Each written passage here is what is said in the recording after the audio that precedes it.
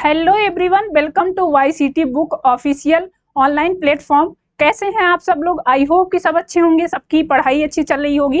चलिए हम आज स्टार्ट करने वाले हैं एनसीईआरटी के फर्स्ट चैप्टर के बारे में, जो कि है द लिविंग वर्ल्ड। इस चैप्टर से हम शुरुआत करने वाले हैं अपने सिलेबस की।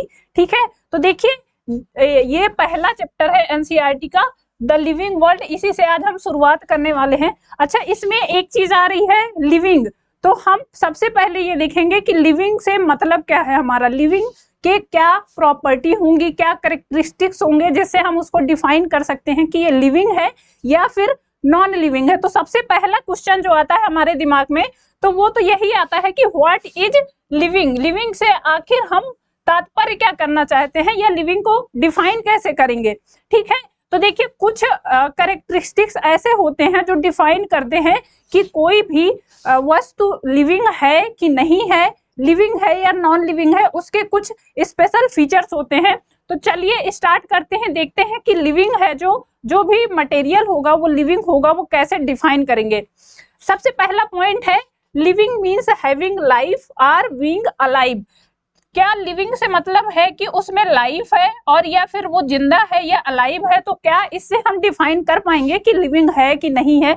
दूसरा पॉइंट है जो है something that can carry out some essential features. अच्छा, यहाँ पे एक बात आई है कि उसमें क्या होने चाहिए, इसेंशियल फीचर्स होने चाहिए। इसेंशियल फीचर से मतलब क्या है हमारा, कि अगर कोई लिविंग है, कोई भी पदार्थ, कोई वस्तु, कोई ऐसा मैटर जो लिविंग है, उसमें क्या होंगे, कुछ स्पेशल इसेंशियल फीचर्स होंगे जो बताएंगे कि ये ऑब्जेक्ट लिविंग है या नहीं है।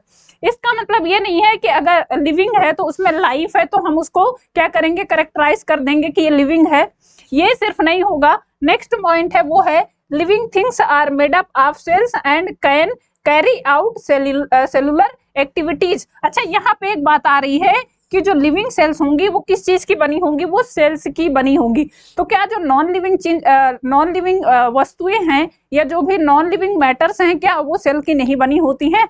तो ये भी एक कहेंगे कि डिफाइन कैरेक्टर नहीं है। नेक्स्ट पॉइंट है वो है can carry out cellular activities. जो लिविंग होगा उसमें ये क्या होगा, एक ऐसी प्रॉपर्टी है जो सिर्फ और सिर्फ लिविंग में देखने को मिलेगी। क्या कि लिविंग के अंदर या लिविंग कोई भी वस्तु है उसके अंदर ही सेलुलर एक्टिविटीज होंगी। अच्छा, सेलुलर एक्टिविटीज से हमारा मतलब क्या है, हम कैसे डिफाइन करेंगे कि ये सेलुलर एक्टिविटीज हैं कि नहीं। तो उसके भी कुछ स्पेशल फीचर्स हैं, जैसे कि आगे बढ़ते हैं उसके बारे में देखते हैं कि क्या डिफाइन करेंगे कि सेलुलर एक्टिविटी है कि नहीं है। ठीक है, तो सबसे पहला जो फैक्टर होता है, इसमें एक चीज आपको याद रखनी है, हम डिफाइन करेंगे कि लिविंग क्या है तो उसमें कुछ क्राइटेरिया हैं। जैसे कि पहला है क्राइटेरिया, अगर बात करें तो वो हो जाएगा, पहला क्राइटेरिया है वो है ग्रोथ। ठीक, ये फर्स्ट कैरेक्टरिस्टिक्स होता है किसका, लिविंग का। फिर जो दूसरा होगा वो होगा रिप्रोडक्शन। जितने भी लिविंग ऑर्गेनिजम्स होंगे उन सब में क्या होगा, रिप्रोडक्शन होगा। रिप्रोडक्शन से क्या तात्पर्य है हमारा, तो रिप्रोडक्शन उसको कहेंगे कि कोई ऑर्गेनिजम्स अपने समान ही दूसरे ऑर्गेनिजम्स को या अपने समान ही दूसरे ऑर्गेनिजम्स को क्या कर रहा है, डेवलप कर रहा है या रिप्रोड्यूस कर रहा है, उसको ही हम बोलेंगे रिप्रोडक्शन। जो नेक्स्ट पॉइंट है वो होगा मेटाबॉलिज्म। मेटाबॉलिज्म से मतलब है कि जो भी लाइफ होगी सेल के अंदर या जो भी लिविंग सेल होगी उसमें क्या होगी, उसमें कुछ फैक्टर प्रेजेंट होंगे जिसके कारण उसकी बॉडी में क्या होगा, मेटाबॉलिज्म या मेटाबॉलिक रिएक्शंस क्या होंगी, चलेंगी। ठीक है, नेक्स्ट पॉइंट है वो होगा कि उसका जो ऑर्गेनाइजेशन होगा वो कैसा होगा, सेलुलर होगा। सेलुलर ऑर्गेनाइजेशन, ठीक, क्या होगा उसमें, सेलुलर ऑर्गेनाइजेशन होगा। सेलुलर ऑर्गेनाइजेशन से मतलब यही है कि living things are made up of cells. जो भी लिविंग चीजें हैं या जो भी लिविंग सेल्स हैं वो बनी होंगी सेल्स से ही बनी होंगी। सेल्स के बारे में एक फैक्टर बोलते हैं हम कि cell is the structural and functional unit of the life. हमारे जीवन की कार्यात्मक और संरचनात्मक इकाई है वो क्या है, वो कोशिका ही है। तो ये सेल मेन क्या फैक्टर हो जाएगा, किस चीज के लिए, सेलुलर ऑर्गेनाइजेशन के लिए। तो ये इंपॉर्टेंट फैक्टर हैं जो क्या दिखाते हैं कि कोई भी वस्तु लिविंग है या फिर नॉन लिविंग है। तो चलिए अब इनके बारे में एक एक करके पढ़ते हैं। सबसे पहला जो फैक्टर है वो है ग्रोथ। ग्रोथ से हमारा क्या तात्पर्य है, ग्रोथ को कैसे डिफाइन करेंगे, या कह सकते हैं कि अगर किसी भी वस्तु में, किसी भी ऑर्गेनिज्म में, किसी भी मैटर में अगर ग्रोथ हो रही है तो क्या वो डिफाइन करता है कि लिविंग है कि नहीं है। तो चलिए देखते हैं।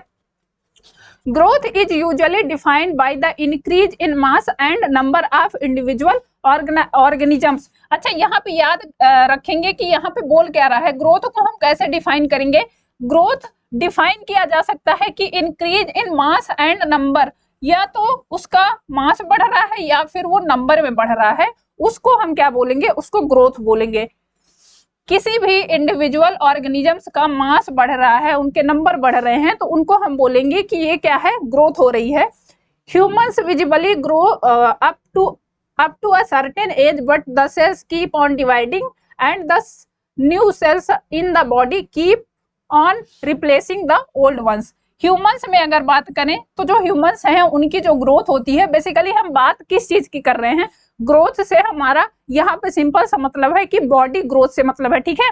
तो ह्यूमन में अगर बात करें तो जो उनकी ग्रोथ होती है या बॉडी की जो ग्रोथ होती है वो सर्टेन एज तक ही होती है, या कह सकते हैं कि एडल्ट होने तक ही उनकी ग्रोथ होती है, ठीक है। जब बच्चा क्या होता है, माँ के पेट से जन्म लेता है, उसके बाद से वो एक वयस्क व्यक्ति होने तक, एडल्ट होने तक ग्रोथ करता है। बात करें किस चीज की, सिर्फ और सिर्फ एक तरह से की बॉडी ग्रोथ की, ठीक है। But the cells keep on dividing and these new cells in the body keep on replacing the old cells. But जो सेल्स हैं वो बॉडी के अंदर ही क्या होती हैं, डिवाइड होती रहती हैं, और जो नई सेल्स बनती हैं वो क्या करती हैं, जो पुरानी सेल्स हैं उनको रिप्लेस करती रहती हैं।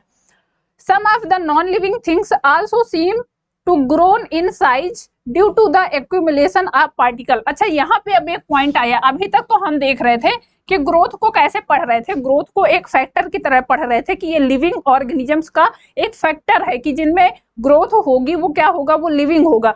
बट यहाँ पे एक पॉइंट आया कि some of the non living things, कुछ ऐसी नॉन लिविंग थिंग्स भी हैं जिनमें क्या होता है, जिनकी साइज बढ़ रही है, नंबर बढ़ रहा है, किसके कारण से, एक्यूमुलेशन ऑफ पार्टिकल, पार्टिकल्स के एक्यूमुलेशन से या पार्टिकल्स के जमा होने के कारण क्या होता है, उनका ग्रोथ बढ़ रहा है। For example the growth of mountains living things grow due to cell division. जैसे कि अगर नॉन लिविंग में हम बात करें तो नॉन लिविंग में जो ग्रोथ होती है वो कैसी होती है, नॉन लिविंग की अगर बात करें ग्रोथ की, तो जैसे कोई माउंटेन है, कोई पहाड़ है, तो उसमें क्या है, बाहर से अगर पार्टिकल जुड़ते जाएंगे, आसपास की मिट्टी जुड़ेगी, कंकड़ जुड़ेंगे, पत्थर जुड़ेंगे, तो उसका साइज तो इंक्रीज हो रहा है ना। तो वो फिर बात आ गई कि ग्रोथ को हमने इसी चीज पर डिफाइन किया था कि ग्रोथ क्या है, साइज का बढ़ना, मास का बढ़ना, बॉडी मास से या नंबर से बढ़ना। तो फिर वो साइज से बढ़ रहा है तो वो फिर ग्रोथ ही है ना। तो हम क्या कहेंगे कि नॉन लिविंग चीजों में अगर ग्रोथ हो रही है तो क्या उसमें भी जीवन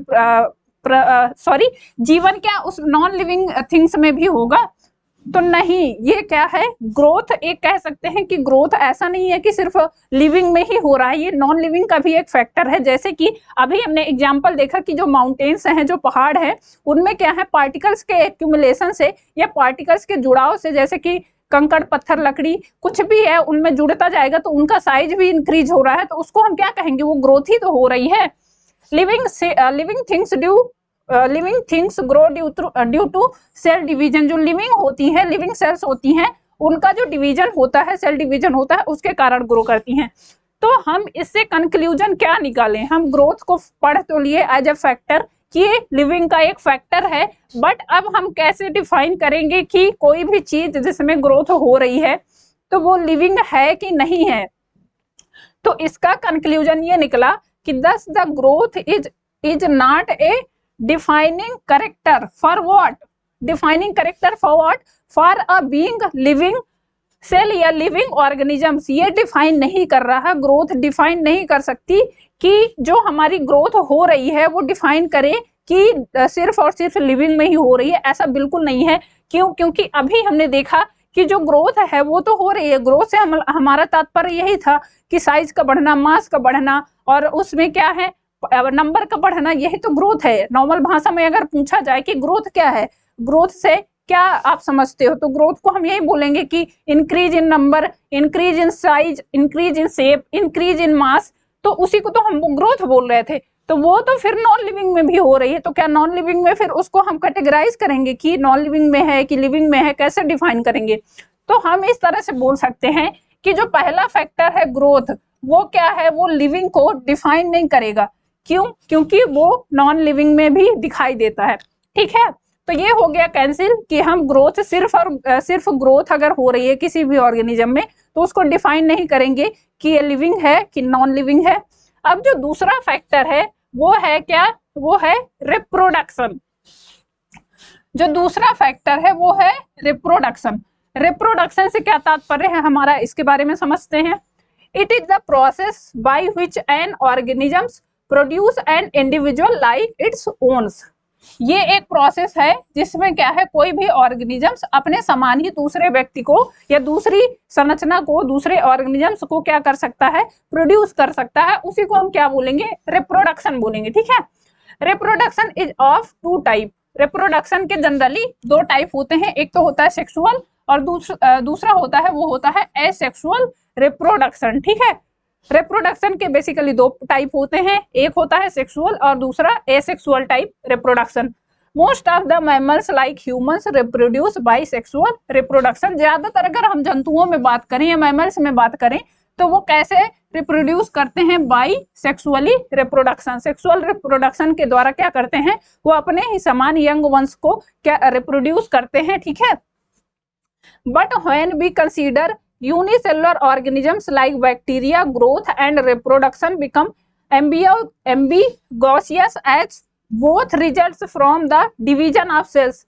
हम देख तो रहे हैं कि मैमल्स में बेसिकली होता है किसके द्वारा, सेक्सुअल रिप्रोडक्शन के द्वारा रिप्रोड्यूस करते हैं अपने समान जो भी जीव हैं। बट अगर बात करें यूनिसेलुलर ऑर्गेनिजम्स की, जैसे कि बैक्टीरिया हो गए, ठीक, प्रोटिस्ट हो गए, तो इनमें क्या होता है, इनमें ग्रोथ और रिप्रोडक्शन ऐसा होता है कि उसके और भी टाइप हैं, जैसे कि वेजिटेटिव रिप्रोडक्शन हो गया, उसमें बडिंग आता है, फिजन आता है। बडिंग से मतलब कि उसकी मान लो कोई ऑर्गेनिजम्स है, बडिंग का मतलब क्या है, कोई ऑर्गेनिजम्स है, उसकी बॉडी का कोई पार्ट कट के निकल रहा है, ये टूट के निकल रहा है, तो उस दूसरे जो टूटा हुआ पार्ट है उससे पूरा ऑर्गेनिजम्स बन सकता है, इसको हम बोलते हैं बड।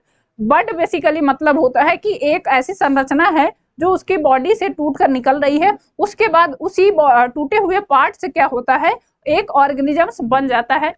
एक और इसमें वेजिटेटिव रिप्रोडक्शन में होता है जिसको हम फिजन बोलते हैं, और भी कई टाइप हैं। उसके बाद होता है एसेक्सुअल रिप्रोडक्शन। एसेक्सुअल रिप्रोडक्शन में भी कई टाइप होते हैं। तो ये हम कह सकते हैं कि रिप्रोडक्शन भी एक तरह से क्या है, डिफाइनिंग फीचर नहीं है किस चीज का, लिविंग का। क्यों? क्योंकि यहाँ पे हम देख रहे हैं कि रिप्रोड्यूस करना मतलब सिर्फ ऐसा नहीं है कि तुम रिप्रोड्यूस कर दिए, नंबर बढ़ा दिए, इंडिविजुअल बढ़ गए तो क्या उसको हम डिफाइन कर देंगे कि लिविंग है या फिर नॉन लिविंग है। तो इसको भी हम एक तरह से कह सकते हैं reproduction again can not be consider as a typical character in defining living. ये भी आ गया भैया, दो तो कैंसिल हो गए। जो डिफाइनिंग फीचर हमने अभी गिने थे कि क्या है, 4-5 जो डिफाइनिंग फीचर हैं उनमें एक ग्रोथ था, वो भी कैंसिल हो गया, रिप्रोडक्शन है वो भी कैंसिल हो गया। ये भी क्या कर सकते हैं, इसको हम कह रहे हैं कि ये टिपिकल कैरेक्टर नहीं है किस चीज का, बीइंग अ लिविंग ऑर्गेनिज्म या बीइंग अ लिविंग ऑर्गेनिज्म। उसमें जरूरी नहीं है कि रिप्रोडक्शन हो रहा है तो वो लिविंग ही होगा। तो ये भी एक तरह से कह सकते हैं कि डिफाइनिंग फीचर नहीं है। अच्छा चलिए अब आगे बढ़ते हैं। तो फिर इतनी देर से हम पढ़ रहे हैं कि ग्रोथ होगा, लिविंग में ग्रोथ होगा, रिप्रोडक्शन होगा, मेटाबॉलिज्म होगा, ये होगा वो होगा, डिफाइन क्यों नहीं कर पा रहे हैं, हम क्यों नहीं कह पा रहे हैं कि ये लिविंग है या लिविंग नहीं है। तो अब जो नेक्स्ट फैक्टर है वो है मेटाबॉलिज्म। चलिए इसके बारे में देखते हैं, मेटाबॉलिज्म में क्या होगा। It compresses all the chemical reactions going inside a living cell और बॉडी। अच्छा यहाँ पे देखिए एक चीज पहले ही आ गया कि ये कहाँ होगा, लिविंग सेल के अंदर ही होगा, लिविंग सेल में या फिर लिविंग बॉडी में ही होगा। क्यों? क्योंकि इसमें क्या हो रहा है, केमिकल रिएक्शंस होंगी। मेटाबॉलिज्म से मतलब क्या है? मेटाबॉलिज्म उसको बोलते हैं कि हमारी, जैसे यहाँ पे आप देख रहे हैं क्या होता है, केमिकल फॉर्म में हम एनर्जी को लेते हैं, जैसे कि कार्बोहाइड्रेट्स हो गया, फैट्स हो गए, अदर न्यूट्रिएंट्स हो गए, उनको हम क्या करते हैं, केमिकल फॉर्म में लेते हैं। उसके बाद हमारी बॉडी में एटीपी के सिंथेसिस होती है, जिसको हम बोलते हैं कि यहाँ पे क्या हो रहा है, बॉडी एनर्जी करेंसी मिल रही है। एटीपी को हम बोलते हैं एनर्जी करेंसी। हमारी बॉडी को क्या है, एक सैलरी चाहिए होती है। सैलरी से मतलब कि जैसे हमें काम करने के लिए खाने पीने की जरूरत है, हमारे बॉडी ऑर्गन्स को भी वैसे ही चलने के लिए जरूरत है ना। तो एटीपी के फॉर्म में क्या करती है, हमारी बॉडी को एनर्जी करेंसी मिलती है। अब ये एटीपी जब मेटाबॉलिज्म प्रोसेस में जाएगी तो वहां से क्या होता है, वहां से हीट रिलीज होती है। ठीक, हीट रिलीज होती है तो हीट के फॉर्म में बाहर निकलती है, और उसके साथ साथ जो केमिकल वेस्टेज होते हैं, जैसे कि कार्बन डाइऑक्साइड हो गया, वाटर हो गया, ठीक है, और हमारा जैसे फीकस हो गया, डाइजेस्टिव सिस्टम के बाद जो भी वेस्ट मटेरियल है उसको हम क्या करते हैं, फीकस के माध्यम से बाहर करते हैं। वाटर को, जो एक्सेस वाटर है उसको क्या करते हैं, यूरिन के थ्रू बाहर करते हैं। उसके साथ साथ वाटर को एक फॉर्म में, और जैसे कि स्वीट ग्लैंड्स होती हैं जो पसीने के रूप में बाहर जाता है शरीर से, वो भी एक मेटाबॉलिक प्रोसेस है। ठीक है, उसके साथ साथ हम रेस्पिरेशन में अगर बात करें तो हमने क्या किया, O2 को अंदर लिया, उसके बाद उसका मेटाबॉलिक प्रोसेस हुआ, हमारी सेल्स को ऑक्सीजन चाहिए, ऑक्सीजन लिया, फिर हमारी सेल्स से ही ब्लड वापस से ऑक्सीजन लेके आया हमारे लंग्स में। उसके बाद उसको क्या करते हैं, हम एयर पाइप के थ्रू, रेस्पिरेशन के थ्रू क्या करते हैं, बाहर कर देते हैं। तो ये सारे क्या है, ये एक तरह से कह सकते हैं कि ये मेटाबॉलिक रिएक्शंस के ही पार्ट हैं। सबसे पहले देखेंगे कि केमिकल फॉर्म में एनर्जी लेंगे, तो केमिकल फॉर्म में एनर्जी अगर जाएगी, मेटाबॉलिज्म होगा तो किसी ना किसी लिविंग सेल में ही होगा। क्यों? क्योंकि अगर तुम ले रहे हो कार्बोहाइड्रेट, वसा, विटामिन, जो भी फैक्टर ले रहे हो, जो भी न्यूट्रिएंट्स ले रहे हो, तो उनका क्या है, उनका पाचन होना जरूरी है। उसके बाद ही तो मेटाबॉलिक रिएक्शंस होंगी ना। अगर उसका पाचन होगा, और पाचन होगा कहाँ, जहां पर रिएक्शंस होंगी, जहां एंजाइम्स सिक्रीट होंगे, जहां हार्मोन्स सिक्रीट होंगे। तो हार्मोन्स और एंजाइम का कहाँ सिक्रीशन होगा, लिविंग सेल में। जैसे कि अगर बात करें ह्यूमन बॉडी में, तो ह्यूमन बॉडी में डाइजेस्टिव सिस्टम में आप ले लीजिए, खाना हमने खाया, उसके बाद वो स्टमक में गया, स्टमक में HCl से मिला, उसके बाद से हमारी पैनक्रियाज है, लीवर से बाइल जूस निकला, पैनक्रियाज से हमारा पैनक्रियाटिक जूस निकला, उसमें एंजाइम्स हैं, वो जाके क्या करते हैं, हमारे फूड को डाइजेस्ट करने का काम करते हैं। फूड जब डाइजेस्ट होगा तभी तो एब्जॉर्ब होगा, उसके बाद ही तो हमें एनर्जी मिलेगी। तो फूड हमारा डाइजेस्ट हुआ, उसके बाद क्या हुआ, स्मॉल इंटेस्टाइन में पहुंचेगा, वहां पे क्या होगा, वो एब्जॉर्ब होगा। अगर वो क्या होगा, डाइजेस्ट ही नहीं होगा तो वो एब्जॉर्ब कैसे होगा। तो ये प्रोसेस होता है मेटाबॉलिक प्रोसेस एक तरह से। ठीक है, अब अगर ऐसे ही बात करें कि कार्बन डाइऑक्साइड निकल रहा है, तो कार्बन डाइऑक्साइड क्यों निकल रहा है, उसको पहले कहीं ना कहीं से इनटेक करना पड़ेगा ना। हम पहले देखेंगे कि O2 को हम क्या कर रहे हैं, एटमॉस्फेयर से कलेक्ट करके अपने लंग्स में भेजते हैं। उसके बाद लंग्स में हमारा एल्वोलर सैक जो प्रेजेंट है, एल्वोलाई जो प्रेजेंट है, उनमें क्या होता है, एक्सचेंज ऑफ गैसेस होता है। उसके बाद ब्लड के थ्रू हमारा जो ऑक्सीजन है वो हमारी पूरी बॉडी सेल्स तक जाएगा। ठीक, उसके बाद बॉडी सेल्स से भी वहां पे जो CO2 प्रेजेंट है उसको लेके ब्लड आएगा वापस से लंग्स में। उसके बाद लंग्स वापस से ट्रैकिया से, या जिसको हम बोलते हैं एयर पाइप, उसके माध्यम से बाहर कर देंगे एटमॉस्फेयर में। किसको, CO2 के फॉर्म में। किसके, CO2 के फॉर्म में। ठीक है, तो ये क्या हो गया, ये एक तरह से कह सकते हैं कि वेस्टेज हो गया। किस चीज का, मेटाबॉलिक रिएक्शंस में वेस्टेज हो गए, कार्बन डाइऑक्साइड के रूप में हो गया। एक्सक्रीशन अभी हम पढ़ेंगे तो एक्सक्रीशन में देखेंगे कि यूरिन का जो फॉर्मेशन होता है वो किसके द्वारा होता है, वाटर के थ्रू होता है। तो एक्सेस जो वाटर है उसको हम क्या करते हैं, यूरिन के माध्यम से बाहर करते हैं। तो ये क्या है, ये सारी क्रियाएं किस फॉर्म में होंगी, ये होंगी मेटाबॉलिक रिएक्शंस के फॉर्म में। और ये मेटाबॉलिक रिएक्शंस किसी ना किसी लिविंग सेल के अंदर ही चलेंगी, किसी लिविंग बॉडी के अंदर ही चलेंगी। ठीक है, तो ये क्या है, एक कह सकते हैं कि जो मेटाबॉलिज्म है वो एक डिफाइनिंग फीचर है किस चीज का, बीइंग अ लिविंग सेल। ठीक है, नेक्स्ट पॉइंट लिखा है, thus it is a typical characteristics of living beings. अब यहाँ पे आया, बहुत देर से हम पढ़ रहे थे कि लिविंग कर तो रहे हैं, बट लिविंग का कोई कैरेक्टर तो आया सामने। तो हम कह सकते हैं अब इसको कि मेटाबॉलिज्म जहां होगा वो सिर्फ और सिर्फ लिविंग सेल में ही होगा। ठीक है, अभी हमने देखा ग्रोथ पढ़ा, हमने ग्रोथ को हमने डिफाइन किया कि वो साइज मास बढ़ रहा है तो वो ग्रोथ हो गई, बट उसमें क्या है, डिफाइनिंग फीचर नहीं है वो किसी भी लिविंग सेल में वो ग्रोथ हो रही है तो उसका मतलब ये नहीं है कि वो लिविंग ही है, नॉन लिविंग में भी तो ग्रोथ हो सकती है। जैसे कि एग्जांपल हमने देखा कि माउंटेन्स ग्रो कर रहे हैं, उनमें क्या है, पार्टिकल्स एक्यूमुलेशन हो रहा है तो वो भी तो ग्रो कर रहे हैं, तो वो नॉन लिविंग है। अब ऐसा मत कह दीजिएगा कि मैम पहाड़ ग्रो कर रहे हैं तो उसमें पेड़ पौधे हैं, नदियां झरने हैं, तो वो तो लिविंग कैटेगरी में आते हैं, पेड़ पौधे लिविंग में आते हैं। नहीं, हम बात कर रहे हैं यहाँ डिफाइनिंग कैरेक्टर्स की, लिविंग और नॉन लिविंग की। ठीक है, तो यहाँ पे बात करेंगे कि लिविंग बीइंग होने का जो मेन प्रोसेस है या मेन कैरेक्टरिस्टिक्स है उसको हम स्पेसिफिक डिवाइड करेंगे। स्पेसिफिक में आता है मेटाबॉलिज्म, अगर किसी भी सेल में, किसी भी सेल के अंदर, किसी भी बॉडी के अंदर क्या हो रहा है, मेटाबॉलिक रिएक्शंस हो रही हैं, तो उसका मतलब है कि वो एक टिपिकल कैरेक्टर है बीइंग अ लिविंग। ठीक है, लिविंग होने का एक टिपिकल कैरेक्टर है। ठीक, नेक्स्ट पॉइंट है non living things do not show metabolism. अब यहाँ पे देखिए, यहाँ पे क्लियर है कि जो नॉन लिविंग थिंग्स है वो क्या करेंगी, वो मेटाबॉलिज्म शो नहीं करेंगी। भाई उनके अंदर कैसे मेटाबॉलिज्म होगा जब वहां पे केमिकल रिएक्शंस ही नहीं होंगी, कोई प्रोसेस ही नहीं होगा, कोई ऑर्गन सिस्टम नहीं है, और ये मेटाबॉलिज्म होगा कहाँ, जहाँ पे ऑर्गन सिस्टम प्रेजेंट है वहीं पे होगा ना, तो ये हो जाएगा डिफाइनिंग फीचर। अब हम इसको बोल सकते हैं कि मेटाबॉलिज्म अगर किसी भी सेल में प्रेजेंट है तो उसको हम कहेंगे कि ये क्या है, ये लिविंग सेल है। ठीक है, चलिए बढ़ते हैं आगे। आगे देखते हैं, जो चौथा फैक्टर है वो है सेलुलर ऑर्गेनाइजेशन। इससे क्या मतलब है मैम, तो इसके बारे में देखते हैं। अभी हमने पढ़ा कि किसी भी सेल में, सॉरी किसी भी ऑर्गेनिज्म में क्या होता है, सेल का इनरोलमेंट बहुत बड़ा होता है। कैसे, क्योंकि हम देखते हैं कि ये पहला कोट है, हम पढ़ते हैं कि cell is the structural and functional unit of the life. हमारे शरीर की नहीं, सॉरी, हमारे जीवन की कार्यात्मक और संरचनात्मक जो इकाई है वो क्या है, कोशिका है, सेल है। तो यहाँ पे क्या है, सेलुलर ऑर्गेनाइजेशन, इससे मतलब क्या है, organisms are typically made up of sales.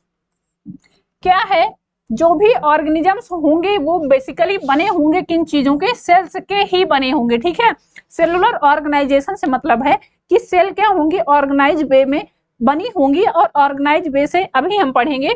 ठीक है, सेल्स फॉर्म टिश्यूज, ये जैसे आ गया, सेल क्या करेंगी, मिलकर टिश्यू बनाएंगी, टिश्यू मिलकर फिर क्या बनाएंगे, ऑर्गन बनाएंगे, ऑर्गन मिलकर फिर ऑर्गन सिस्टम बनाएंगे, एंड ऑर्गन सिस्टम मिलकर क्या बनाता है, एक पूरा ऑर्गेनिज्म तैयार। तो ये प्रोसेस होता है सेल का। सेल, एक सेल मिलकर, ठीक है, एक सिंगल सेल है तो वो सेल होती है। उसके बाद अगर बहुत सारी सेल्स मिल जाती हैं तो टिश्यू बनता है, बहुत सारे टिश्यूज अगर मिल जाते हैं तो ऑर्गन्स बनते हैं, और अगर बहुत सारे ऑर्गन्स मिल गए एक सिस्टम बन जाएगा ऑर्गन, जिसको हम बोलेंगे ऑर्गन सिस्टम।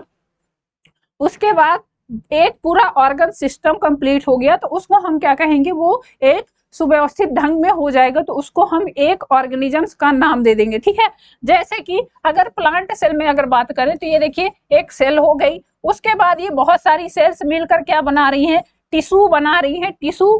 ठीक, टिश्यू मिलकर क्या कर रहे हैं, एक ऑर्गन बना रहे हैं। जैसे कि लीफ है, लीफ बेसिकली एक ऑर्गन होता है, लीफ हो गया, जड़ हो गया, तना हो गया, पत्ती हो गया, ये क्या है, ये एक ऑर्गन होता है। उसके बाद हम डिफाइन करेंगे कि एक पूरा पौधा है, इसमें क्या है, जड़ है, तना, फूल, पत्ती सब है, तो इसको एक कहेंगे पूरा ऑर्गन सिस्टम बन गया, और या कहेंगे इसको ऑर्गेनिज्म कहेंगे। ठीक है, ऐसे ही अगर हम बात करें कि जो एनिमल सेल हैं तो उनमें अगर ये हो गई, देखिए सिंगल सेल, ठीक, उसके बाद सिंगल सेल कंबाइन होके, सारी सेल्स कंबाइन होके क्या करेंगी, एक टिश्यू का निर्माण करेंगी। उसके बाद एक क्या करेंगे, बहुत सारे टिश्यूज मिलके क्या करेंगे, एक ऑर्गन का निर्माण करेंगे। ठीक, और ऑर्गन जब बन जाएगा तो वो फिर क्या होगा, एक ऑर्गन सिस्टम बनेगा।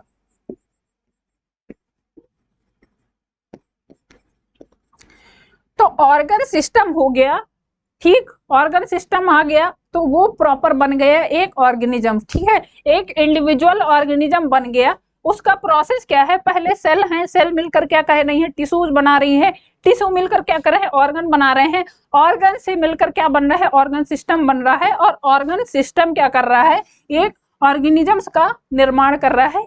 तो यही क्या है, ये है सेलुलर ऑर्गेनाइजेशन, सेल्स का प्रॉपर अरेंजमेंट, या सेल का क्या कर सकते हैं हम, एक ऑर्गेनाइजेशन वे में कह सकते हैं कि वो पूरा ऑर्गेनाइज्ड है। देखिए पहले सेल है, सेल के बाद फिर क्या कर रहा है, सेल कंबाइन होके एक टिश्यू बनाती हैं, टिश्यूज कंबाइन होके एक ऑर्गन बनाते हैं, जैसे कि हमारा हार्ट हो गया, हमारे लंग्स हो गए, हमारा जो डाइजेस्टिव ट्रैक है वो हो गया, ठीक है।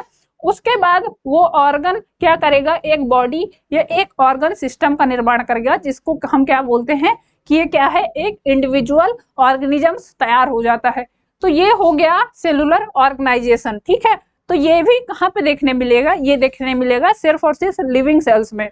तो ये भी कह सकते हैं कि सेलुलर ऑर्गेनाइजेशन क्या है, एक डिफाइनिंग फीचर है, बीइंग अ लिविंग सेल या being a living body, being a living organism. क्या है, सेलुलर ऑर्गेनिज्म एक क्या है, ऑर्गेनाइजेशन, सॉरी, सेलुलर ऑर्गेनाइजेशन एक डिफाइनिंग फीचर है, ठीक।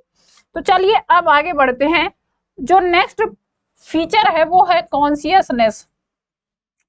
कॉन्शियसनेस से हमारा मतलब क्या है, इसको कैसे हम डिस्क्राइब करेंगे, कॉन्शियसनेस को बोलते क्या हैं, तो चलिए देखते हैं इसके बारे में।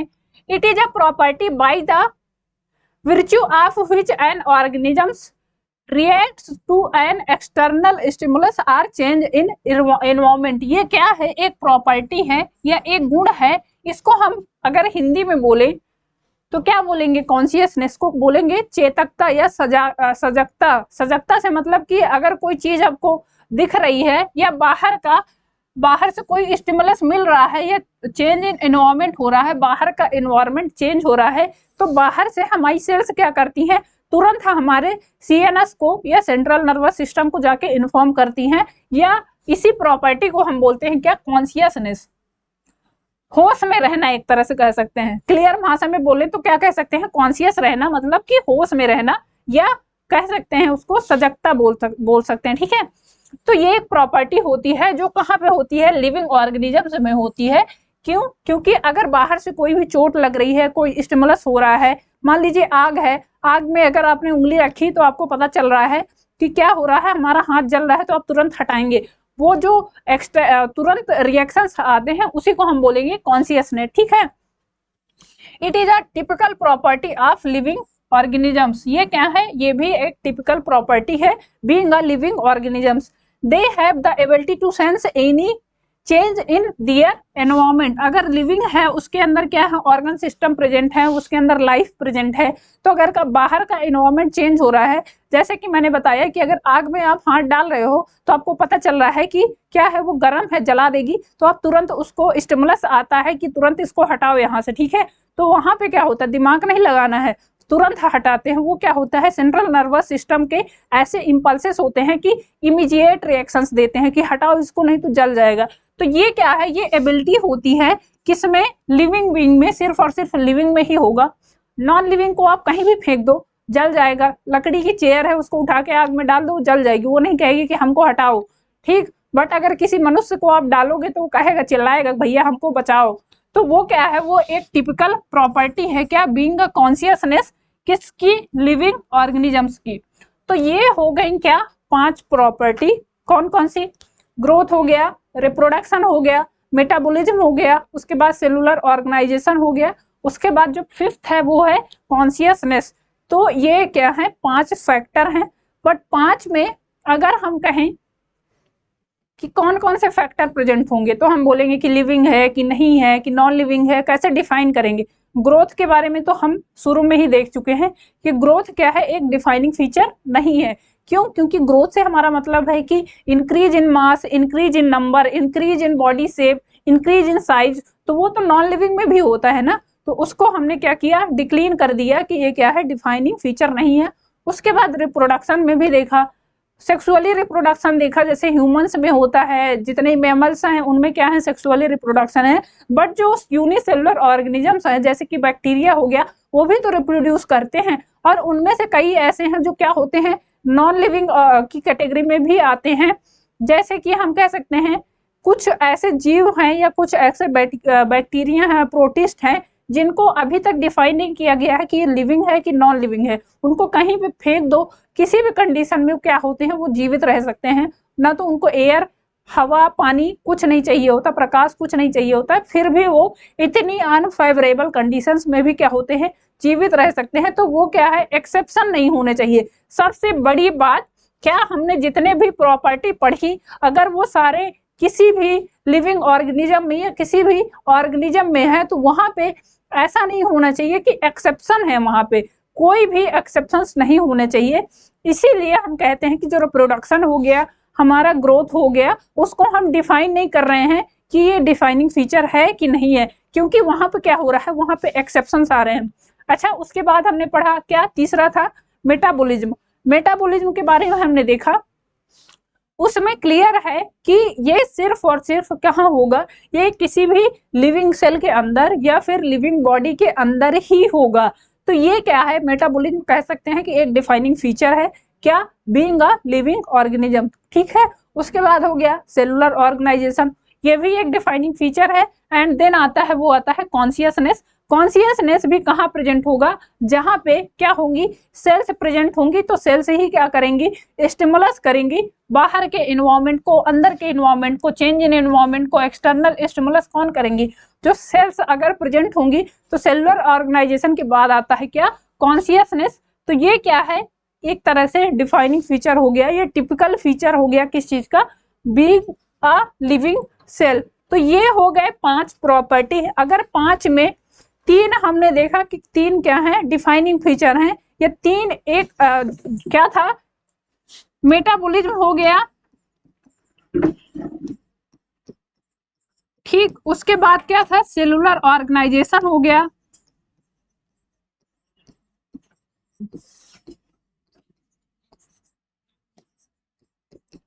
और नेक्स्ट क्या है, वो है कॉन्शियसनेस।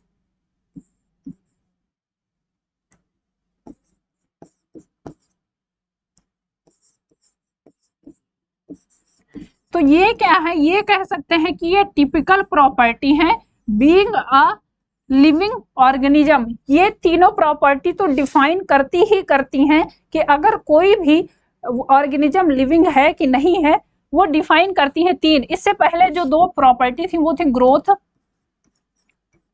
और एक क्या थी, रिप्रोडक्शन। तो इनको हम बोल सकते हैं, ग्रोथ और रिप्रोडक्शन में क्या हो रहा है, यहाँ पे हम देख रहे हैं कि एक्सेप्शंस आ रहे हैं, क्या पे, क्या आ रहे हैं, एक्सेप्शन आ रहे हैं। और हमने शुरू में ही देखा है कि अगर लिविंग में कोई भी एक्सेप्शंस आ रहे हैं तो उसको क्या करेंगे, डिक्लीन करेंगे। तो ये दोनों प्रॉपर्टी क्या होंगी, एक तरह से डिफाइन नहीं करती हैं। अगर ये प्रॉपर्टी प्रेजेंट भी है तो हम ये नहीं कह सकते हैं कि ये सिर्फ अगर ग्रोथ हो रही है तो कह देंगे कि लिविंग है, अगर रिप्रोडक्शन हो रहा है तो कह देंगे लिविंग है, नहीं, ये डिफाइन नहीं कर रही है, ठीक है। उसके बाद मेटाबॉलिज्म हो गया, सेलुलर ऑर्गेनाइजेशन हो गया, कॉन्शियसनेस हो गया, ये क्या कर रही हैं, ये एक तरह से कह सकते हैं डिफाइनिंग फीचर है किस चीज के, being a living cell, being a living organism. कोई भी वस्तु या कोई भी ऑर्गेनिज्म लिविंग है कि नॉन लिविंग है, ये डिफाइन करने वाली ये 3 प्रॉपर्टी हैं। कौन कौन सी, metabolism, cellular organisation and consciousness. तो ये हो गया, हमने जो पहला स्टार्ट किया कि व्हाट इज लिविंग, लिविंग क्या है, लिविंग से हम कैसे क्या करेंगे, लिविंग और नॉन लिविंग को कैसे डिफरेंशिएट करेंगे। तो इन 5 प्रॉपर्टी के आधार पर हम डिफरेंशिएट कर सकते हैं कि कोई भी ऑर्गेनिज्म लिविंग कैटेगरी में आता है या फिर नॉन लिविंग कैटेगरी में आता है, ठीक है। चलिए, आई होप कि आपको समझ आ गया होगा। अब बढ़ते हैं आगे। Criteria that determine what is living. इसमें देखिए कुछ क्राइटेरिया हैं जो अभी हमने पढ़ा, वो क्या करते हैं, डिटरमाइन करते हैं कि क्या लिविंग है या फिर वो लिविंग की कैटेगरी में आ रहा है या फिर नॉन लिविंग है, ठीक है।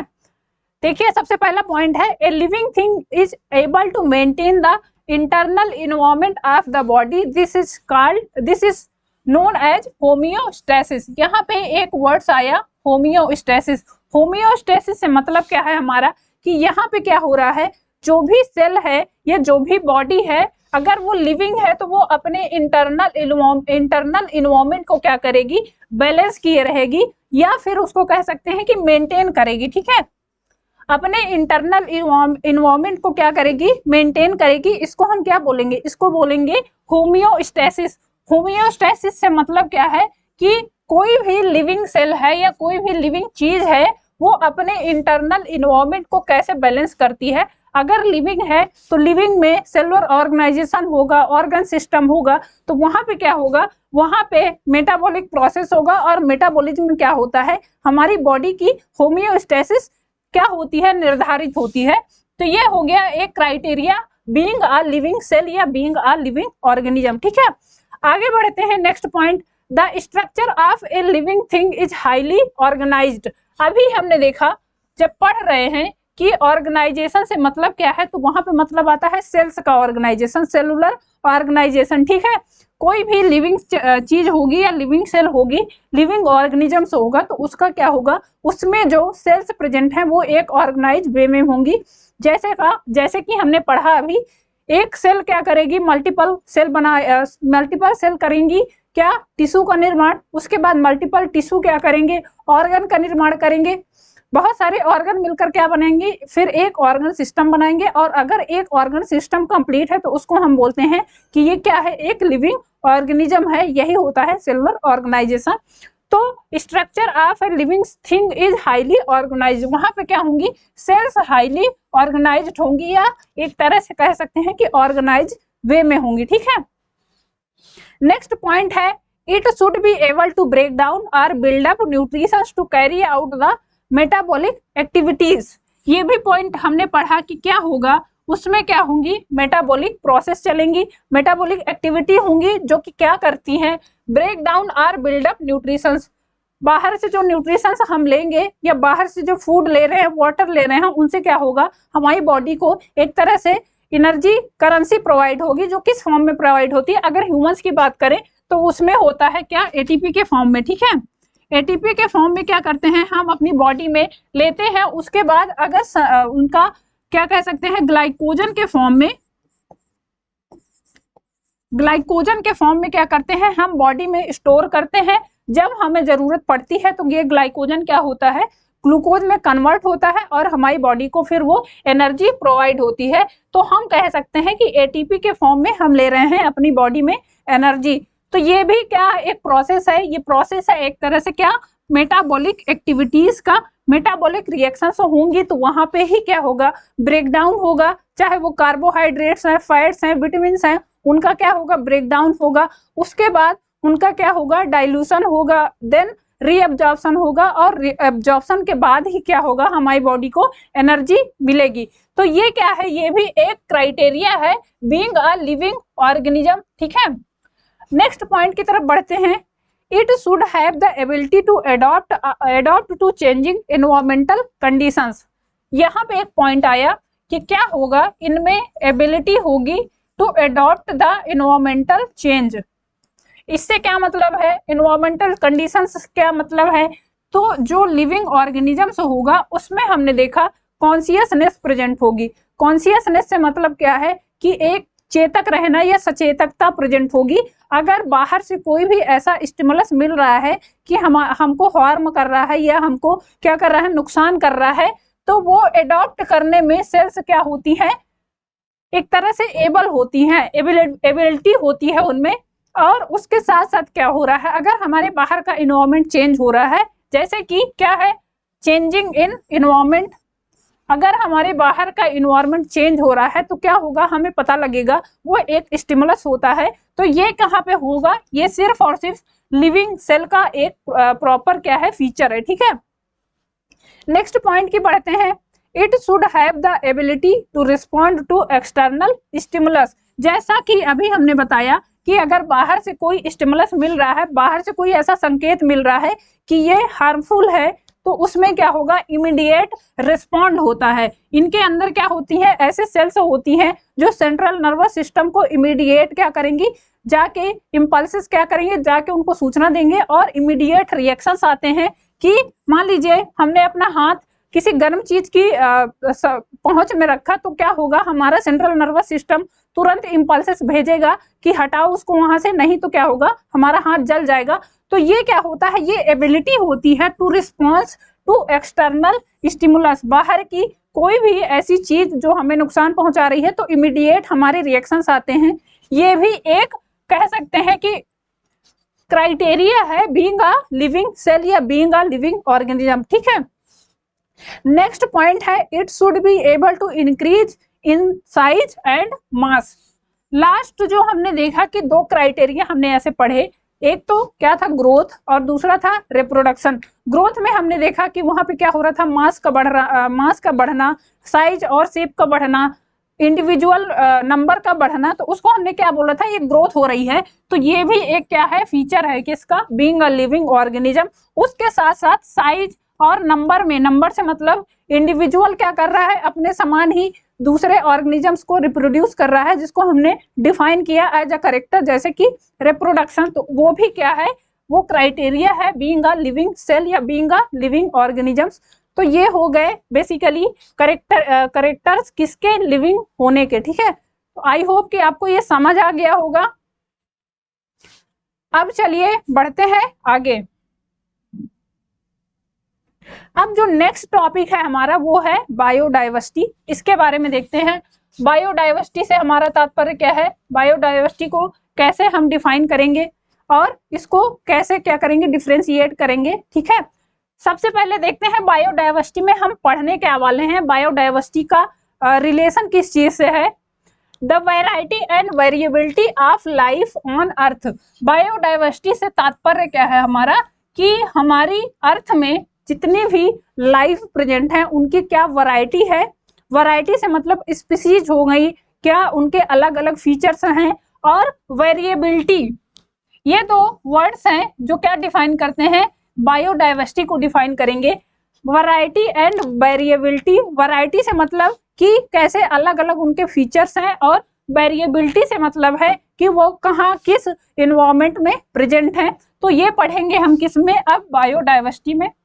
1.7 to 1.8 million species present on this earth are known. अगर हम बात करें कि हमारी पूरी बायोडाइवर्सिटी जो कि अर्थ में हम बात कर रहे हैं, अर्थ में अभी तक जितनी नोन स्पीसीज हैं वो कितनी है, 1.7 to 1.8 मिलियंस हैं, ठीक। 1.7 to 1.8 मिलियंस स्पीसीज अभी तक फिलहाल नोन है, जिसके बारे में हम क्या करते हैं, बायोडाइवर्सिटी में एक तरह से अध्ययन करेंगे। बायोडाइवर्सिटी के कुछ ऐसे फीचर्स हैं जो क्या करते हैं, डिफाइन करते हैं। तो उनमें देखते हैं, सबसे पहला है वो है नॉमेनक्लेचर। नॉमेनक्लेचर से मतलब है the devising or choosing of name for the things specially in a science और अदर डिसिप्लिन। हम क्या कर रहे हैं, किसी भी चीज को क्या कर रहे हैं, यहाँ पे नाम देंगे और उसकी जो कैरेक्टरिस्टिक्स हैं, उसके जो कैरेक्टर्स हैं, उसके आधार पर उसको किसी वर्ग में क्या करेंगे, डिफाइन करेंगे। स्पेशली कहाँ पे होता है, साइंस के कितनी भी ब्रांचेस हैं उनमें क्या करेंगे, स्पेशली उनको डिवाइड करेंगे और उनको प्रॉपर क्या करेंगे, एक नाम देंगे, ठीक। ये होता है नॉमेनक्लेचर। नेक्स्ट वो है आइडेंटिफिकेशन। इससे क्या तात्पर्य है, the practical side of taxonomy, the process of determining that a particular या organism belongs to a recognised taxon. इसमें क्या है, अभी हम जो कह रहे थे कि नॉमेनक्लेचर में क्या कर रहे हैं, हम किसी भी ऑर्गेनिज्म को नाम दे रहे हैं, किसी एक प्रॉपर स्पीसीज में रखेंगे, तो उससे पहले क्या होगा, आइडेंटिफिकेशन होगा, उसका आइडेंटिटी हम जानने की कोशिश करेंगे। और वो क्या होता है, टेक्सोनॉमी का एक प्रैक्टिकल साइड होता है, ठीक है। The practical side of taxonomy, the process of determining that a particular belongs to a recognised taxon. इसमें दो संस्थाएं हैं जो क्या करती हैं, वर्क करती हैं। एक तो है ICBN और दूसरी है ICZN। ICBN का फुल फॉर्म कई बार पूछता है एग्जाम्स में, international code of botanical nomenclature. इसका फुल फॉर्म है international code of botanical nomenclature. Botanical से मतलब है कि बॉटनी की जितनी भी ब्रांचेस हैं, ये बॉटनी से, पेड़ पौधों से रिलेटेड जितने भी नॉमेनक्लेचर हैं वो किसके द्वारा किए जाते हैं, ICBN के द्वारा किए जाते हैं, international code of botanical nomenclature. दूसरा है वो है ICZN। इसका फुल फॉर्म है international code of zoological nomenclature. Zoology से तात्पर्य हमारा जीव विज्ञान से है। जितनी भी जीव विज्ञान की शाखाएं हैं उनमें जो भी जंतु हैं, जो भी स्पीसीज हैं, उनका सबका नॉमेनक्लेचर किसके द्वारा होता है, वो होता है ICZN के द्वारा, international code of zoological nomenclature. तो ये दोनों याद रखेंगे, ये कई बार एग्जाम्स में पूछता है, इनके शॉर्ट फॉर्म दे देता है, उसके बाद पूछेगा कि इनका फुल फॉर्म क्या है, तो याद रखेंगे, ठीक है। चलिए बढ़ते हैं आगे।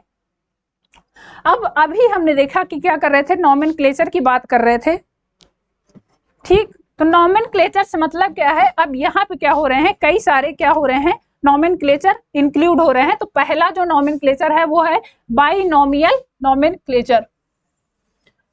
इसके बारे में देखते हैं। The naming system using a 2 word format. यहाँ पे क्या होगा, बाइनोमियल आ रहा है, तो यहाँ पे क्या हो रहा है, दो नाम से क्या हो रहा है, एक फॉर्मेट बनाएंगे, जिसके बाद हम क्या करेंगे, किसी भी स्पीसीज को, ऑर्गेनिजम्स को उसके फॉर्मेट में रखेंगे। The naming system using a 2 word format, यहाँ पे 2 शब्दों का एक फॉर्मेट यूज करेंगे, ठीक है। The first term indicate the genus and the second term indicate the species of the organism. पहला जो टर्म होगा, इसमें हम दो देख रहे हैं ना, 2 टर्म यूज कर रहे हैं, तो दो टर्म में क्या होगा, जो पहला होगा, एक तो होगा क्या होगा, जीनस होगा, और दूसरा क्या होगा, उसकी स्पीसीज को बताएगा,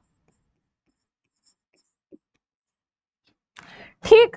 क्या बताएगा, पहला जो नाम है या पहला जो टर्म है वो इंडिकेट करेगा जीनस को, and the second term indicates the species of the organisms. हम जिस ऑर्गेनिजम्स को नाम देंगे तो उसका जो पहला वर्ड होगा, पहला टर्म होगा, वो होगा क्या, उसकी जीनस, और दूसरा होगा उसकी species. It was first given by Carolus Linnaeus. ये नोमेनक्लेचर दिया किसके द्वारा गया है, कैरोलस लिनियस साइंटिस्ट के द्वारा दिया गया है, ठीक है। He has known as the father of taxonomy। ये क्वेश्चन बहुत बार रिपीट होता है कि फादर ऑफ टेक्सोनॉमी किसको बोला जाता है, तो वो है कैरोलस लिनियस। इसके साथ साथ इनको क्या बोला जाता है, He also give the binomial nomenclature। इन्होंने क्या किया है, बाइनोमियल नोमेनक्लेचर को भी प्रेजेंट किया है, और इसके साथ साथ इनको बोला जाता है father of taxonomy. Father of taxonomy किसको बोला जाता है, कैरोलस लिनियस को, याद रखेंगे, ठीक है। तो बाइनोमियल नोमेनक्लेचर में सिर्फ इतनी सी बात है कि यहाँ पे जो नाम होगा वो 2 वर्ड्स में डिस्क्राइब होगा। पहला जो वर्ड होगा वो क्या बताएगा, किसी भी ऑर्गेनिजम्स को जिसको हम डिफाइन कर रहे हैं उसकी जीनस को बताएगा, and the second one is the term who indicate the organisms species. क्या बताएगा, वो ऑर्गेनिज्म, जो भी ऑर्गेनिजम्स हैं जिसको हम नाम दे रहे हैं उसकी स्पीसीज को डिफाइन करेगा। ये दिया किसके द्वारा गया है, कैरोलस लिनियस के द्वारा। और इनके बारे में एक चीज और याद रखेंगे, Carolus Linnaeus also known as the father of taxonomy, ठीक है। ये इंपॉर्टेंट पॉइंट है, याद रखेंगे। बढ़ते हैं आगे। यहाँ पे देखते हैं रूल्स फॉर नोमेनक्लेचर। अच्छा, हम अभी देख रहे हैं बाइनोमियल नोमेनक्लेचर हो गया, तो उसके रूल्स भी तो बनाए होंगे ना, जैसे कि ICZN है, ICBN है, तो उनके कुछ रूल्स होते हैं जो हमको क्या करना है, फॉलो करना है। और ऐसे ही कोई नाम नहीं दे सकता है कि किसी ने भी उठाया और नाम दे दिया कि ये आज से इसका ये नाम होगा। वो एक प्रॉपर रूल बुक होती है, और वो इंस्टीट्यूट होता है जो क्या कर सकता है, किसी भी ऑर्गेनिजम्स को डिफाइन कर सकता है। तो रूल्स फॉर द नोमेनक्लेचर, इनको एक बार देख लेते हैं, कौन कौन से रूल्स हैं जो क्या करना होता है, नोमेनक्लेचर में फॉलो करना पड़ेगा। Biological names are generally in Latin and written in italics. They are Latinese are derived from Latin irrespective of their organisms। अच्छा, यहाँ पे बताइए, यहाँ पे एक वर्ड आ रहा है कि लैटिन और इटैलियस, ये 2 भाषाएं हैं। अगर हम अपनी पूरी बायोलॉजी में बात करें तो जो हमारी बायोलॉजी के बायोलॉजिकल नेम्स होते हैं वो किस भाषा में लिखे गए हैं, तो वो लिखे जाते हैं किसमें, जनरली होते हैं लैटिन शब्द में, और उनको कुछ में रिटन होते हैं इटैलिक्स में, ठीक है। जो नाम यूज किए जाते हैं जनरली लैटिन भाषा में यूज किए जाते हैं, और वो लिखे किस भाषा में जाते हैं, इटैलिक्स में, ठीक है। The first word in a biological name represents the genus while the second component denotes the specific epithet. क्या है, पहला जो फैक्टर होगा वो क्या करेगा, बाइनोमियल नोमेनक्लेचर का पहला जो फैक्टर है, अभी जो हमने देखा वहां पे क्या हो रहा है, वो जीनस को रिप्रेजेंट करेगा, और जो दूसरा कंपोनेंट है वो स्पेसिफिक कैरेक्टर्स को, किसी भी स्पेसिफिक कैरेक्टर्स को डिफाइन करेगा, जो कहाँ पे होगा, उसकी स्पीसीज में होगा, ठीक है। both the word in a biological name when handwritten are separately underlined or print in italics to indicate their Latin origin। अच्छा, जब हम क्या कर रहे हैं, कोई भी अगर कोई नाम कोई सिंपल नाम लिख रहा है तो वहां पे कोई दिक्कत नहीं है, आप कैसे भी लिख सकते हो। बट अगर बायोलॉजिकल नाम लिख रहे हैं तो वहां पे क्या होगा, जो दोनों वर्ड्स है, जो दोनों टर्म है, उनको सेपरेटली क्या होता है, अंडरलाइन होते हैं। क्यों? क्योंकि लैटिन भाषा में लिखे गए हैं और ये क्या कर रहा है, इंडिकेट कर रहा है कि ये किसी भी स्पीशीज का या किसी भी ऑर्गेनिजम्स का क्या है, एक कह सकते हैं कि एक बायोलॉजिकल नाम है। जैसे कि अगर हम ह्यूमंस की बात करें तो उस पे आता है Homo sapiens sapiens. Homo sapiens अलग होता है और सैपियंस अलग होता है। ये दोनों वर्ड्स क्या होते हैं, अंडरलाइन होते हैं। ये क्या है, रूल है नॉमेनक्लेचर का कि दोनों वर्ड्स सेपरेट होंगे और दोनों सेपरेटली क्या होंगे, अंडरलाइन होंगे। ठीक है, नेक्स्ट पॉइंट है the first word denoting the genus start with a capital letter while the specific epithets start with a small letter. It can be illustrate with the example of Mangifera indica। जैसे कि अभी मैंने बोला कि अगर human से मैं बात करें, जिसका ह्यूमंस क्या जो साइंटिफिक नेम होता है वो होता है होमो सैपियंस। ऐसे ही अगर बात करें जो मैंगो होता है उसका होता है मैंजीफेरा इंडिका। तो इस पे हम देख रहे हैं कि मैंजीफेरा क्या शो कर रहा है, मैंजीफेरा शो कर रहा है इसकी जीनस को, और जो इंडिका है ये शो कर रहा है क्या, इसकी स्पीसीज की, मैंगो की स्पीसीज की। अगर और भी स्पीसीज चेंज होती हैं तो यहाँ पे क्या होगा, ये स्पीसीज चेंज होती है। जैसे इंडिका ये चेंज होगा, मैंजीफेरा क्या है, इसका जीनस नेम है। तो ये दोनों वर्ड डोनेट करते हैं एक तो जीनस को और दूसरा स्पीसीज को। जो जीनस वर्ड होता है उसका जो फर्स्ट लेटर होता है वो कैपिटल लेटर में होता है, और जो स्पीसीज होती है उसका जो फर्स्ट लेटर होता है वो क्या होता है, स्मॉल लेटर में ही होता है। तो ये रूल है किस चीज के, नॉमेनक्लेचर के। टेक्सोनॉमिक कैटेगरीज हैं, ये क्या है, इनसे स्टार्ट करते हैं। देखिए, क्लासिफिकेशन का एक रूल हमने पढ़ा है कि लिविंग और नॉन लिविंग के बारे में कुछ डेफिनेशंस होती हैं या कुछ फीचर्स ऐसे होते हैं जो डिफाइन करते हैं कि कौन सा ऑब्जेक्ट लिविंग है और कौन सा नॉन लिविंग है। ये लास्ट क्लास में हमने बहुत अच्छे से डिस्कस किया था। लिविंग के बारे में हमने देखा था कि उसके 5 फैक्टर थे जो ये डिसाइड कर रहे थे कि ये लिविंग मटेरियल है कि नॉन लिविंग मटेरियल है। उनमें पहला ग्रोथ था, दूसरा रिप्रोडक्शन था, उसके बाद तीसरा जो मेन फैक्टर था वो था मेटाबॉलिज्म, जो डिसाइड कर रहा था कि एक्चुअल में ये फीचर है अगर किसी पर्टिकुलर ऑब्जेक्ट के अंदर, तो वो ये डिसाइड करता है कि ये लिविंग ही है, क्योंकि उसमें एक पॉइंट पहले ही आ गया था कि अगर मेटाबॉलिक प्रोसेस कहीं भी हो रहा है किसी भी सेल के अंदर, किसी भी बॉडी के अंदर, तो वो ऑब्वियस सी बात है कि वो लिविंग सेल ही होगा। ठीक है, उसके बाद आया था नेक्स्ट, वो था एक सिस्टमैटिक, जो क्या था, एक सेल ऑर्गेनाइजेशन था, एंड देन लास्ट में आया था वो था कॉन्शियसनेस। तो ये 5 फीचर पढ़े थे हमने लिविंग ऑर्गेनिजम्स के। आज उससे आगे बढ़ते हैं और देखते हैं कि इन्हें लिविंग कैटेगरीज को कैसे कैसे डिवाइड करके अलग अलग किंगडम में, अलग अलग सिस्टमैटिक में कैसे रखा गया है। तो चलिए स्टार्ट करते हैं आज का सेशन, देखते हैं कि टेक्सोनॉमिक कैटेगरीज क्या डिफाइन करती हैं। ठीक है, classification is not a single step process but involves hierarchy of steps in which each step represent a rank or category। अगर हम बात करें कि हम किसी भी पर्टिकुलर ऑब्जेक्ट को कैसे क्या कर रहे हैं, क्लासिफाइड कर रहे हैं, या कैसे उसको एक जगह से दूसरे जगह शिफ्ट कर रहे हैं, या किस बेसिस पे रख रहे हैं, तो वो डिवाइड करता है, या इसी को हम क्या बोलेंगे, क्लासिफिकेशन बोलेंगे। ये सिंगल स्टेप नहीं होता है, वेरियस स्टेप होता है।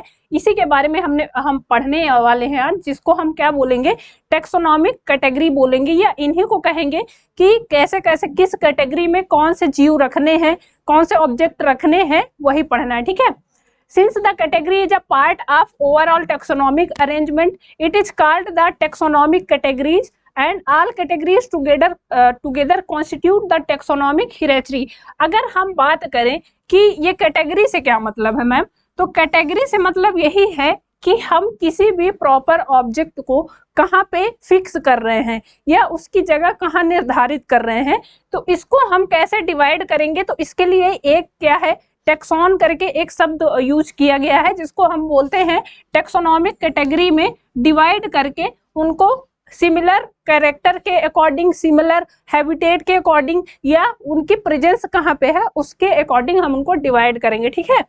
Each category refer to a unit of classification, in fact represent a rank and is commonly termed as taxon। जो मैंने बताया कि taxon एक क्या है, कह सकते हैं कि एक कैटेगरी का ऐसा समूह है जिसमें क्या है बहुत सारी सिमिलरिटी होंगी, उसी को हम बेसिकली एक टैक्सॉन में रिफर करेंगे या एक टैक्सॉन में रखेंगे, ठीक है। देखते हैं आगे अब ये कौन सी कैटेगरी है। तो देखिए आपके सामने ये स्लाइड लगी हुई है, इसमें लिखा है टेक्सोनॉमिक हियरार्ची। इसका क्या मतलब है? टेक्सोनॉमिक अभी हमने पढ़ा कि क्लासिफिकेशन को हम डिवाइड कर रहे हैं कैसे, by the process of their similarity and non similarity के बेस पे, ठीक है। तो हम बात करते हैं कि ये जो टेक्सोनॉमिक कैटेगरीज हैं तो इनको किस बेस पे हम कहेंगे कि ये इस किंगडम में आएगा, किस फाइलम में आएगा, किस क्लास में आएगा, किस फैमिली में आएगा, किस जीनस में आएगा, किस स्पीसीज में आएगा। इसको अगर हम प्रॉपर कहें तो बात करें अगर, तो सबसे लोएस्ट जो कैटेगरी होती है वो होती है क्या? स्पीसीज। स्पीसीज की बात करें तो जो स्पीसीज में होगा उनमें क्या होगा, उनमें बहुत सारी सिमिलरिटीज होंगे, या कह सकते हैं टेक्सोनॉमिक कैटेगरी की जो लोएस्ट पॉइंट है या लोएस्ट जो टेक्सॉन है उसको हम क्या बोलते हैं? स्पीसीज है वो, ठीक है। उसके ऊपर आएगा जीनस, देन फैमिली, उसके बाद ऑर्डर, ऑर्डर के पहले क्लास, क्लास से पहले आएगा फाइलम, एंड फाइलम से पहले आएगा किंगडम। अब यहाँ पे एक पॉइंट नोट करने वाली चीज है कि किंगडम में क्या होगा, क्या किंगडम में जो भी जीव रखे जाएंगे तो क्या उनमें बहुत सारी सिमिलरिटी होंगी या फिर नहीं होंगी। ऐसे ही बात करें अगर, जो लोएस्ट पॉइंट है वो है स्पीसीज। इसमें क्या, अगर इसमें बहुत सारे जीव जंतु रखते हैं या हम किसी दो, मान लीजिए दो ऑब्जेक्ट को हम प्रॉपर स्पीसीज में रखते हैं, तो या क्या इनमें ज्यादा सिमिलरिटीज होंगी स्पीसीज वाले में, या फिर जो किंगडम में रखेंगे उनमें ज्यादा सिमिलरिटी होंगी। तो चलिए अब इनके बारे में पढ़ते हैं, उसके बाद डिसाइड करते हैं किसमें कितनी ज्यादा सिमिलरिटीज होंगी, ठीक है। सबसे पहले बात करते हैं लोएस्ट की, वो है स्पीसीज। स्पीसीज के बारे में मैंने अभी बताया कि स्पीसीज क्या है, सबसे लोएस्ट टैक्सॉन है। या हम अगर बात करें कि दो ऑब्जेक्ट अगर स्पीसीज में रखे जाते हैं, या दो ऐसी चीजें जो स्पीसीज को हम कहेंगे कि इसकी स्पीसीज सेम है, तो क्या उनमें ज्यादा सिमिलरिटी होंगी या फिर नहीं होंगी। तो चलिए देखते हैं। Taxonomy studies consider a group of individual organism with fundamental similarities as a species। यहाँ पे एक पॉइंट आया कि फंडामेंटल सिमिलरिटीज होंगी, ठीक। इससे क्या मतलब है? तो फंडामेंटल सिमिलरिटीज से मतलब यही है कि अगर हम किसी प्रॉपर टैक्सॉन को या प्रॉपर किसी वस्तु को ऐसी जगह पे रखते हैं, या बेसिकली कहें कि स्पीसीज में रखते हैं, तो उनमें क्या होगा, उनकी जो फंडामेंटल या कह सकते हैं कि बहुत छोटी जो सिमिलरिटीज हैं, एक लो लेवल पे सिमिलरिटीज उनकी क्या होंगी, मैच होगी, ठीक है। One should be able to distinguish one species from the other closely related species based on the distinct morphological difference. अगर हम बात करें कि कोई ऑब्जेक्ट को या दो ऑब्जेक्टों को अगर हम एक साथ रख रहे हैं तो क्या होगा, क्या वो क्लोजली रिलेटेड होंगी, ठीक है।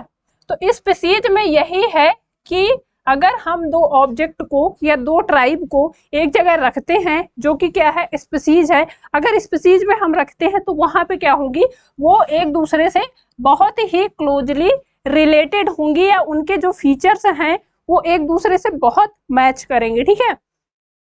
Let us consider Mangifera indica, Solanum tuberosum and Panthera leo। ये क्या है, देखिए ये Mangifera indica, ये नेम है, साइंटिफिक नेम है मैंगो का, ठीक। उसके बाद Solanum tuberosum ये नेम है, साइंटिफिक नेम पोटैटो का, एंड Panthera leo ये नेम है किसका, लायन का।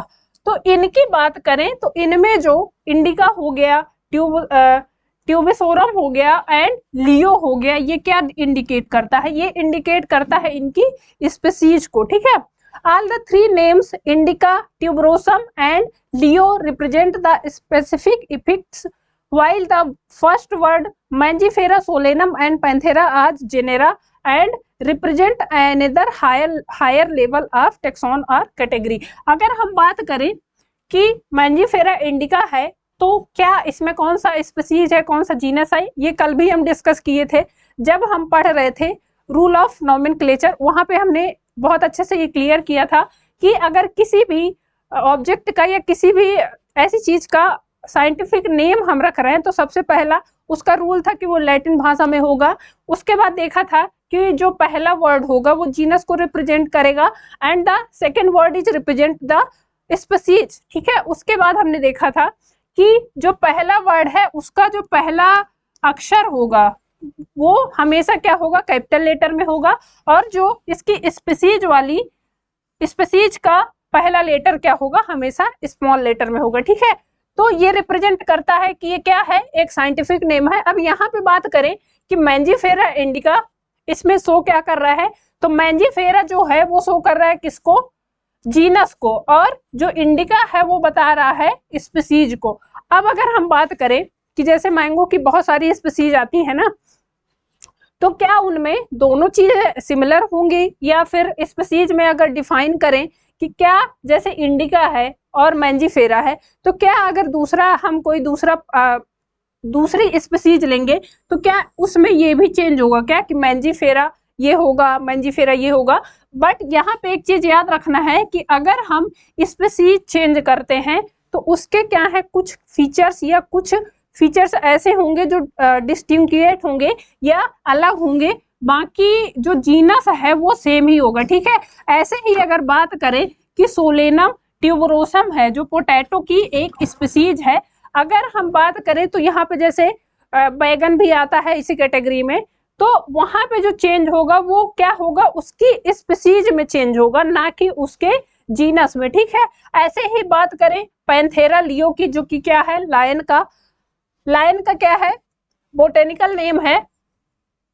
ठीक, तो अगर इसकी बात करें हम तो इसमें अगर चेंज करें, जैसे चीता का लेंगे तो चीता में क्या होगा, उसकी स्पीसीज चेंज होगी। ठीक है, याद रखेंगे जो भी किंगडम हो गया, फिर फाइलम हो गया, उसके बाद क्लास हो गया, ये सारी स्पीसीज आते आते नीचे आते आते क्या होंगी, जो उनके कैरेक्टर्स है ना वो और मैच करेंगे। ठीक है, ये कंफ्यूज नहीं होइएगा, बहुत लोग ऐसा सोचने लग जाते हैं कि अरे किंगडम तो सबसे ऊपर है तो किंगडम में तो सबसे ज्यादा सिमिलरिटी होंगी। हाँ होती हैं, बट आप ऐसे सोचो ना, मान लीजिए कोई ऐसी चीज है जो बहुत बड़े लेवल पे है और उसके बाद आप घटते घटते घटते घटते आ रहे हो नीचे, तो नीचे की तरफ जब आओगे ना तो जो नीचे की तरफ आएंगे, बेसिकली बात करें हम ट्राइब्स के बारे में या टेक्सॉन के बारे में ही बात करें, जो किंगडम होगा उसमें सिमिलरिटी होंगी, बट वो क्या है, कलेक्टिवली बताएगा। उसके बाद फाइलम में आओगे, आप क्लास में आओगे, उसके बाद जीनस हो गया, क्लास के बाद ऑर्डर आता है, ऑर्डर के बाद जीनस, जीनस के बाद स्पीसीज। तो स्पीसीज में क्या होगा, वो बहुत क्लोजली रिलेटेड होती हैं एक दूसरे से। ठीक है, तो वहां पे बात करें कि अगर मैंगो की स्पीसीज आप बदलते हैं तो कुछ फीचर्स ही होंगे जो अलग होंगे। ऐसे ही अगर पैंथेरा लियो है, लायन है, उसकी कुछ आप कह दो कि लियो है, इसकी स्पीसीज बदलो। आप चीता और शेर को उसमें डिफरेंस है बट इतना मेजर नहीं। अगर किंगडम पे आप किंगडम लेवल पे सोचो तो वो है एक ही किंगडम के, बट अगर उनकी स्पीसीज के बारे में देखो तो उसमें क्या है, डिफरेंस पता चलते हैं। तो ये जो स्पीसीज हैं ये बताती हैं कि क्या जो भी एक दूसरी स्पीसीज है वो क्या है, क्लोजली रिलेटेड है या फिर नहीं है। ठीक है, तो यहाँ पे बात कर रहे हैं कि क्या species all the three names indica, tuberosum and leo represent the specific effects। ये जो इंडिका है, ट्यूबरोसम है और क्या है, लियो है, ये क्या रिप्रेजेंट कर रहा है, ये स्पीसीज को रिप्रेजेंट कर रहा है। while the first word mangifera solanum and panthera are genera and represent another higher level of taxon or category। इसके बाद जो मैंजीफेरा है, सोलेनम है और जो पैंथेरा है, ये क्या रिप्रेजेंट कर रहा है, ये रिप्रेजेंट कर रहा है कि इससे जो हायर लेवल की कैटेगरी है जिसको जीनस बोलते हैं वो रिप्रेजेंट कर रहा है। तो चलिए, ये आई होप कि आपको समझ आ गया होगा स्पीसीज से क्या मतलब है।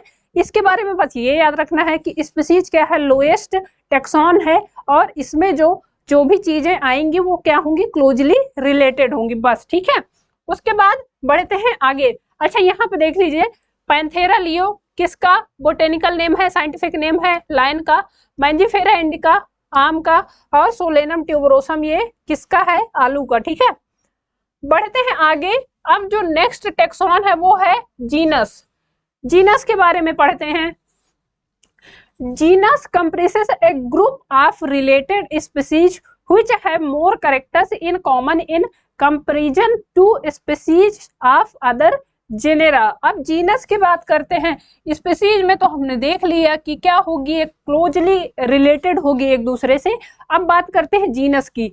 तो जीनस क्या है, एक रिलेटेड स्पीसीज का ग्रुप है। ठीक है, कैसे, जैसे अभी हम बात कर रहे थे पैंथेरा लियो की, उसमें क्या है, मान लीजिए ये है, जैसे आपके सामने ये क्लियरली दिख रहा है, शेर हो गया, चीता हो गया, और ये दो और इसके ही क्या है, कैटेगरी के हैं।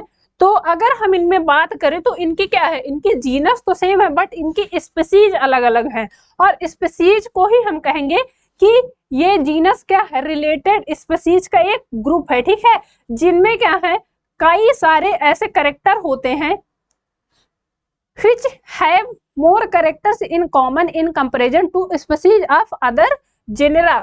इनमें बहुत सारे कॉमन कैरेक्टर्स होते हैं। ठीक है, कैसे, we can say that genera are aggregates of closely related species। ठीक है, अगर हम बात करें कि जेनेरा से जीनस से मतलब क्या है, तो क्या होंगी, उनकी जो स्पीसीज होंगी वो रिलेटेड होंगी। अगर जीनस सेम है, स्पीसीज अलग अलग होती है, तो स्पीसीज भी क्या होंगी, क्लोजली रिलेटेड होंगी। For example, potato and brinjal are two different species but both belongs to the genus Solanum. अभी जैसे मैंने बताया कि क्या है, ब्रिंजल और पोटैटो क्या है, ये एक ही जीनस से बिलोंग करते हैं बट इनकी क्या है, स्पीसीज अलग अलग हैं, बट इनमें भी बहुत सारी सिमिलरिटी है, इनके कैरेक्टर्स, इनके फीचर्स बहुत सिमिलर होते हैं। ठीक है, lion Panthera leo, leopard Panthera pardus, and tiger Panthera Panthera tigris with several common features, all are species of genus Panthera. अभी जैसे मैंने बताया कि पैंथेरा लियो हमने देखा किसका बोटेनिकल नेम था, ये किसका साइंटिफिक नेम था, लायन का। अब अगर बात करें कि पैंथेरा लियो हो गया, उसके बाद पैंथेरा पार्डस हो गया, पैंथेरा क्या टाइग्रिस हो गया, तो ये क्या है, पैंथेरा से ही बिलोंग करते हैं, जीनस पैंथेरा से ही बिलोंग करते हैं, बट इनकी क्या है, स्पीसीज अलग अलग हैं, और स्पीसीज में क्या होता है, वो क्लोजली रिलेटेड भी हैं। अगर बात करें चीते की, शेर की और टाइगर की, तो इनमें क्या होती है, बहुत सारी सिमिलरिटी होती है, कुछ डिफरेंशिएट भी होते हैं, जो क्या रिप्रेजेंट करते हैं कि ये अलग अलग स्पीसीज से है। ठीक है, this genus differ from another genus Felis which indicate category. अच्छा, अभी हम देख रहे थे क्या पैंथेरा के बारे में, पैंथेरा को हम क्या देख रहे थे, एज अ जीनस देख रहे थे, इसमें बहुत सारी डिफरेंट स्पीसीज थी जो इंडिकेट कर रही थी कि एक ही जीनस से बिलोंग करने के बाद भी अगर उनकी स्पीसीज चेंज है तो उनके फीचर्स भी चेंज होंगे। अब अगर बात करें यही अलग अलग जीनस की, जो कि है फेलिस, जो कि जिसमें क्या आती है, कैट्स आती हैं, बिल्लियां, कुछ सिमिलरिटी उनमें भी होती है। अगर बात करें क्लास की बात करें तो वो भी क्लास सेम होता है, किसका, जो कैट्स होती हैं और जो टाइगर या चीता होता है उनमें बहुत सारी सिमिलरिटी होती है। ठीक है, तो ये इंडिकेट करते हैं क्या, कि बहुत सारी सिमिलरिटी, जैसे जैसे ऊपर की तरफ बढ़ेंगे वैसे वैसे क्या होंगी, सिमिलरिटी कम होती जाएंगी। ठीक है, तो ये हो गया क्या, जीनस। अब बढ़ते हैं नेक्स्ट टेक्सॉन के, ये है फैमिली, इसके बारे में देखते हैं। The next category family has a group of related genera which still less number of similarities as compared to genus and species। अगर बात करें फैमिली की तो इसमें क्या होगा, ये रिलेटेड जेनेरा की क्या है, या with still less number of similarities, इसमें और क्या होंगी, लेस सिमिलरिटीज होंगी एज कंपेयर टू जीनस और स्पीसीज। अच्छा, एक चीज याद रखिएगा, वही पॉइंट आ रहा है बार बार कि जो मैंने आपको शुरू में बताया कि जीनस में क्या होगा, सबसे ज्यादा सिमिलरिटी होंगी, उसके बाद सॉरी स्पीसीज में सबसे ज्यादा सिमिलरिटी होंगी, उसके बाद जीनस में, जीनस के बाद अब जैसे जैसे हम ऊपर की तरफ बढ़ते जाएंगे वैसे वैसे क्या होंगी, सिमिलरिटी का नंबर कम होता जाएगा। ठीक है, ये जैसे लिखा है ना, still less in number of similarities as compare to genus and species. तो जैसे जैसे हम टेक्सॉन में ऊपर की तरफ बढ़ते हैं सिमिलरिटी का लेवल क्या होता है, कम होता है। ठीक है, among plants for example 3 different genera Solanum, Tunia and Datura are placed in the family Solanaceae। अब अगर हम प्लांट्स में बात करें तो इनमें देखिए 3 एग्जांपल्स लिए हैं, एक सोलेनम हो गया, उसके बाद ट्यूनिया हो गया और धतूरा, ये एक ही फैमिली में रखे गए हैं जो कि है सोलोनेसी। ठीक है, सोलोनेसी फैमिली से ही ये बेसिकली तीनों बिलोंग करते हैं। बट अगर बात करें तो क्या इनमें सिमिलरिटी बहुत सारी हैं। सोलेनम ट्यूबरोसम हो गया, जैसे कि अभी आलू हो गया, उसके बाद अगर धतूरा की बात करें तो क्या उनमें कोई सिमिलरिटी आपको नजर आती है, होगी, बट वो क्या होगा, हायर लेवल पे होगी, बहुत कम सिमिलरिटी होंगी। अगर बात करें कि अगर सोलेनम ट्यूबरोसम और सोलेनम जैसे कि ब्रिंजल और क्या पोटैटो में अगर बात करें तो उनमें जितनी सिमिलरिटी होंगी उतना इन तीनों में सिमिलरिटी नहीं होंगी। ये बेसिकली बिलोंग करते हैं एक फैमिली से, बट इनकी क्या है, सिमिलरिटी का नंबर लेस होता जा रहा है। ठीक है, among animals for example genus Panthera comprising lion tiger leopard is put along with genus Felis is the family Felidae. अब मैंने जैसे बताया कि जो हमारी फैमिली है फेलिडी, वहां पे क्या हो रहा है, वहां पे फेलिस भी आती है जो क्या है, कैट की कैटेगरी में आता है, और पैंथेरा भी आता है जो क्या है, लायन टाइगर और लियोपार्ड की कैटेगरी में आता है। तो क्या आप बताइए कि पैंथेरा शेर और बिल्ली में क्या बहुत सारी सिमिलरिटी हैं? नो डाउट सिमिलरिटी है, चीते में, बिल्ली में बहुत सारी सिमिलरिटी हैं, बट ऐसा नहीं है कि बहुत सारी सिमिलरिटी का मतलब ये है कि वो बिल्कुल सेम चीजों से बिलोंग करते हैं, नहीं। कुछ कैरेक्टर्स, उनके कुछ फीचर्स ऐसे हैं जो बताते हैं कि ये इस फैमिली से बिलोंग करते हैं, बट जैसे जैसे हम नीचे आते हैं स्पीसीज तक पहुंचते हैं तो स्पीसीज में जो चीजें आती है वो मोर क्या होती है, क्लोज होती है। ठीक है, similarly if you observe the features of a cat and a dog you will find some similarities and some difference as well. अब बात करें अगर कुत्ते और बिल्ली में भी ऐसे तो कह सकते हैं बहुत सारी सिमिलरिटी है, ये भी क्योंकि सेम फैमिली से ही बिलोंग करते हैं। जस्ट अ सेकेंड,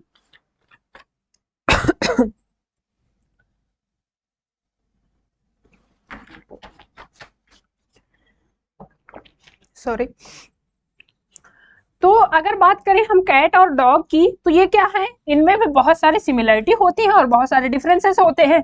तो क्या हम कह देंगे कुत्ता और बिल्ली एक ही है? नहीं, वो एक फैमिली से बिलोंग करता है, बट उनमें क्या है, सिमिलरिटी भी है, बहुत सारी डिफरेंसेस भी है। ठीक है, they are separated into 2 different family, Felidae and Canidae respectively. Differences की बात करें तो वहां पे क्या है, फेलिडी और जो डॉग्स हैं उनकी जो फैमिली है वो है कैनेडी। ठीक है, तो ये रेस्पेक्ट ऐसे एक दूसरे से रिलेटेड है, बट क्या इनमें बहुत सारी सिमिलरिटी है? नहीं, इनमें सिमिलरिटी इतनी ज्यादा भी नहीं है कि हम कह सकें कि ये एक दूसरे के समान है। ठीक है, तो फैमिली से रिलेटेड ये चीजें हो गई कि इसमें सिमिलरिटी होंगी नो डाउट, बट इतनी सिमिलरिटी नहीं होंगी जितने की जीनस और स्पीसीज में होंगी। ठीक है, अब बढ़ते हैं आगे नेक्स्ट टेक्सॉन की तरफ जो कि है order.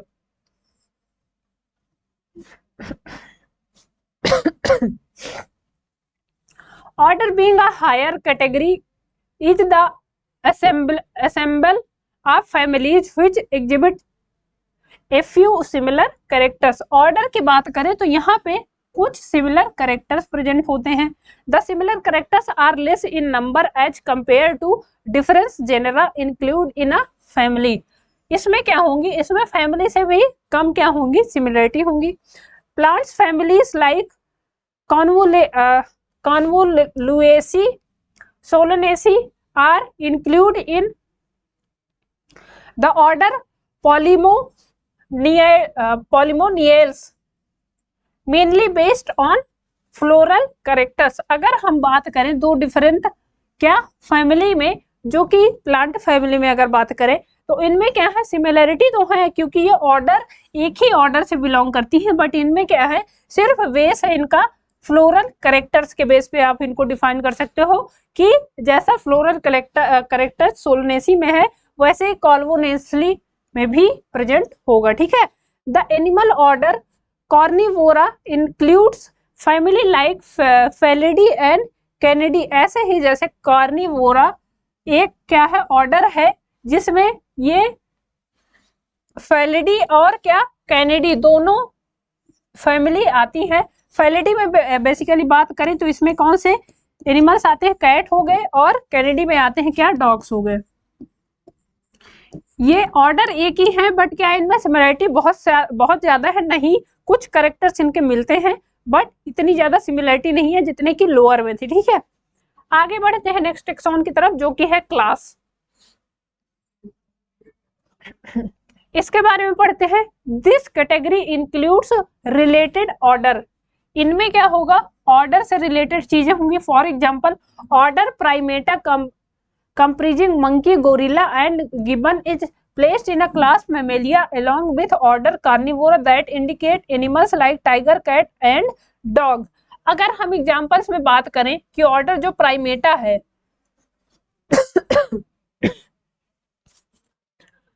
comprising monkey, gorilla and gibbon is placed class Mammalia। Mammalia क्या है, एक क्लास है जिसमें अगर बात करें हम तो मंकी भी आते हैं, गोरिल्ला भी आते हैं और गिबन भी आते हैं। ऐसे ही कार्निवोरा जो क्या है, ऑर्डर है, उसमें क्या है, जैसे टाइगर हो गए, कैट हो गए और डॉग हो गए, तो ये क्या है, एक ऑर्डर का ग्रुप है, क्या, क्लास। ठीक है। Class Mammalia has other order also. Mammalia में और भी ऑर्डर आते हैं जिसके बारे में हम आगे डिटेल से पढ़ेंगे जब पढ़ेंगे क्लास मैमेलिया। ठीक है।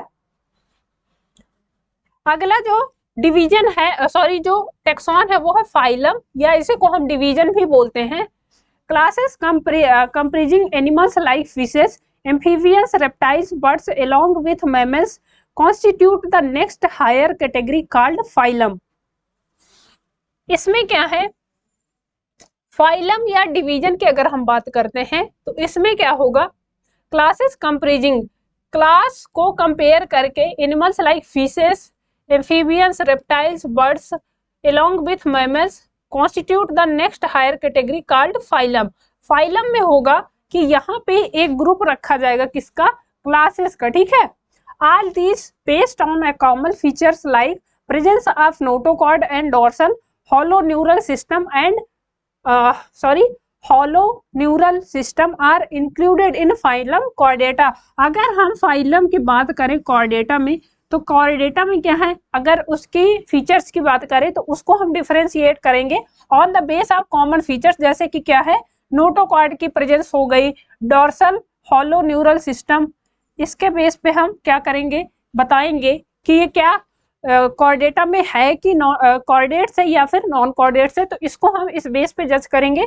इन case of plants classes with a few similar characters are assigned to a higher category called division. Plants के केस में हम रखते हैं डिवीजन में और एनिमल्स के केस में रखते हैं क्या, फाइलम में। ठीक है। अब बढ़ते हैं नेक्स्ट, वो है किंगडम, जो कि क्या है, हायर लेवल टेक्सॉन है, सबसे हायर लेवल का टेक्सॉन है वो क्या है, kingdom. All animals belong to various phyla are assigned to a highest category called kingdom.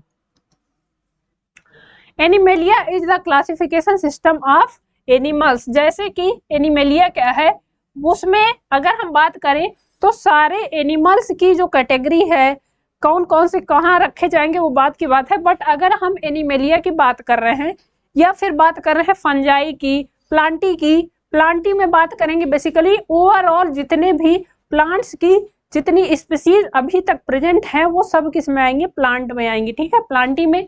ऐसे ही अगर बात करें एनिमेलिया की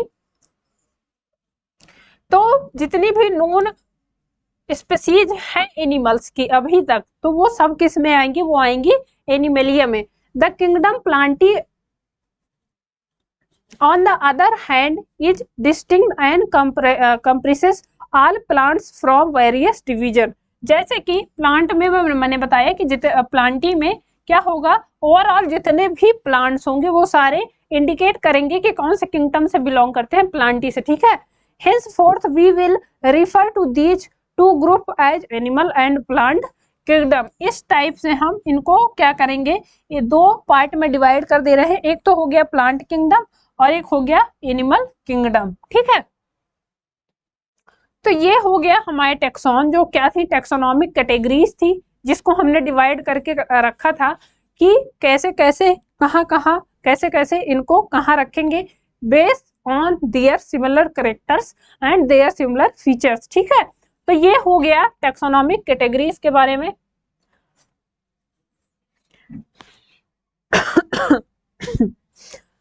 देखिए आपके सामने ये चार्ट लगा हुआ है, इसमें सारे जितने अभी हमने पढ़े एक एक करके सबके नाम दिए हैं एग्जाम्पल्स के सहित।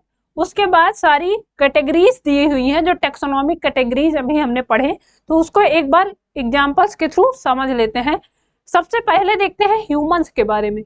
ह्यूमन का जो बायोलॉजिकल नेम है या साइंटिफिक नेम है वो है होमो सैपियंस सैपियंस। इनकी जो स्पीसीज है वो है सैपियंस, जीनस हो गई होमो, फैमिली हो गई होमिडी, ऑर्डर है प्राइमेटा, क्लास मैमेलिया, फाइलम, या इसमें फाइलम आएगा क्योंकि ये ह्यूमन क्या बिलोंग करता है एनिमल किंगडम से, तो फाइलम इसमें आएगा वर्टिब्रेटा। और अगर किंगडम की बात करें तो किंगडम एनिमलिया। ये हो गया ह्यूमन का क्या एक डिवीजन। अगर हम डिफरेंशिएट करेंगे कि किस फाइलम से बिलोंग करता है, तो फाइलम किस किंगडम से बिलोंग करता है, एनिमलिया से। फाइलम हो गया वर्टिब्रेटा, क्लास हो गया मैमेलिया, ऑर्डर हो गया प्राइमेटा, फैमिली हो गया होमिडी, जीनस हो गया होमो, स्पीसीज हो गया सैपियंस। जो बायोलॉजिकल नेम है वो क्या हो जाएगा, होमो सैपियंस सैपियंस। अब जो दूसरा एग्जांपल है वो है हाउस फ्लाई। इसका जो बायोलॉजिकल नेम है वो है मस्का डोमेस्टिका। मस्का डोमेस्टिका इसका बायोलॉजिकल नेम है। इसकी जो स्पीसीज होगी वो डोमेस्टिका होगी, जीनस मस्का, फैमिली होगी मसेडी, ऑर्डर होगा डिपेरिया। सॉरी एग्जैक्टली क्लियर दिख नहीं रहा है, बट आई होप कि आप लोग को दिख रहा होगा। क्लास इंसेक्टा हो गया, फाइलम हो गया ये आर्थ्रोपोडा, और किंगडम हो गया एनिमलिया, ठीक है। मैंगो की बात करें, मैंजीफेरा इंडिका इसका बोटेनिकल नेम है, इंडिका इसकी स्पीसीज हो गई, मैंजीफेरा जीनस हो गया।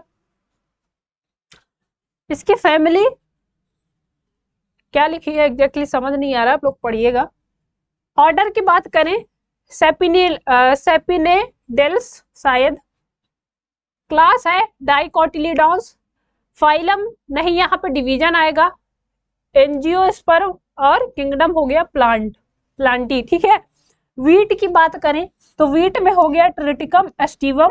इसका एस्टिवम क्या है, स्पीसीज है, ट्रिटिकम इसकी क्या है, जीनस है, पोएसी इसकी फैमिली है, पोएल्स इसका क्या है, ऑर्डर है, मोनोकोटिलिडास इसका क्लास है, एंजियोस्पर्म इसका डिवीजन हो गया, और प्लांटी इसका किंगडम हो गया। अर्थवर्म की बात करें तो अर्थवर्म का जो बायोलॉजिकल नेम है वो है फेरेटिमा पोस्चुरमा। सॉरी एग्जैक्टली ये शो नहीं हो रहा है, आपको दिख रहा होगा। इसका जो अर्थवर्म का नाम है पोस्टुरमा लिखा है शायद। इसका जो जीनस है वो है क्या, फेरेटिमा हो गया।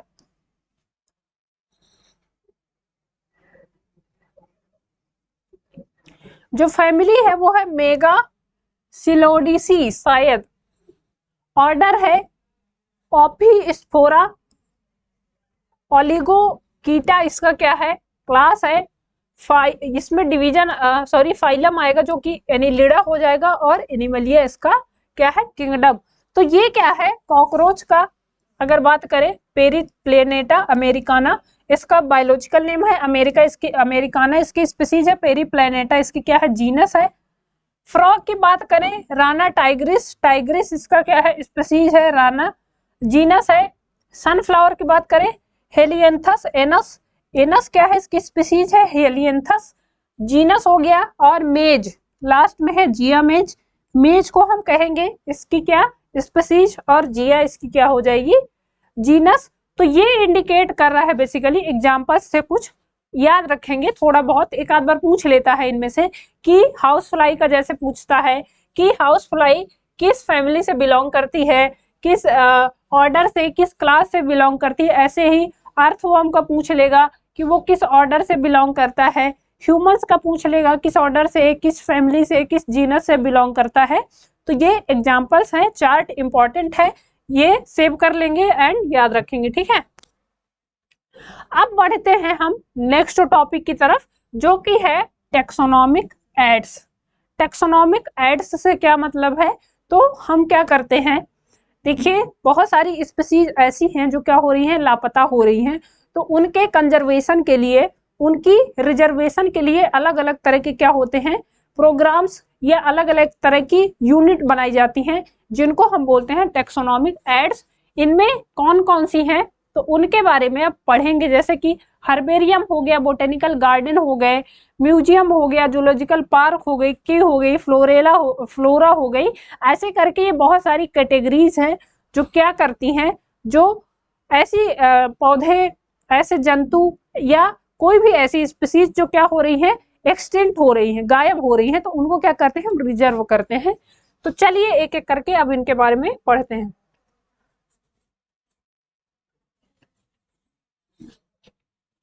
सबसे पहला वो है हर्बेरियम।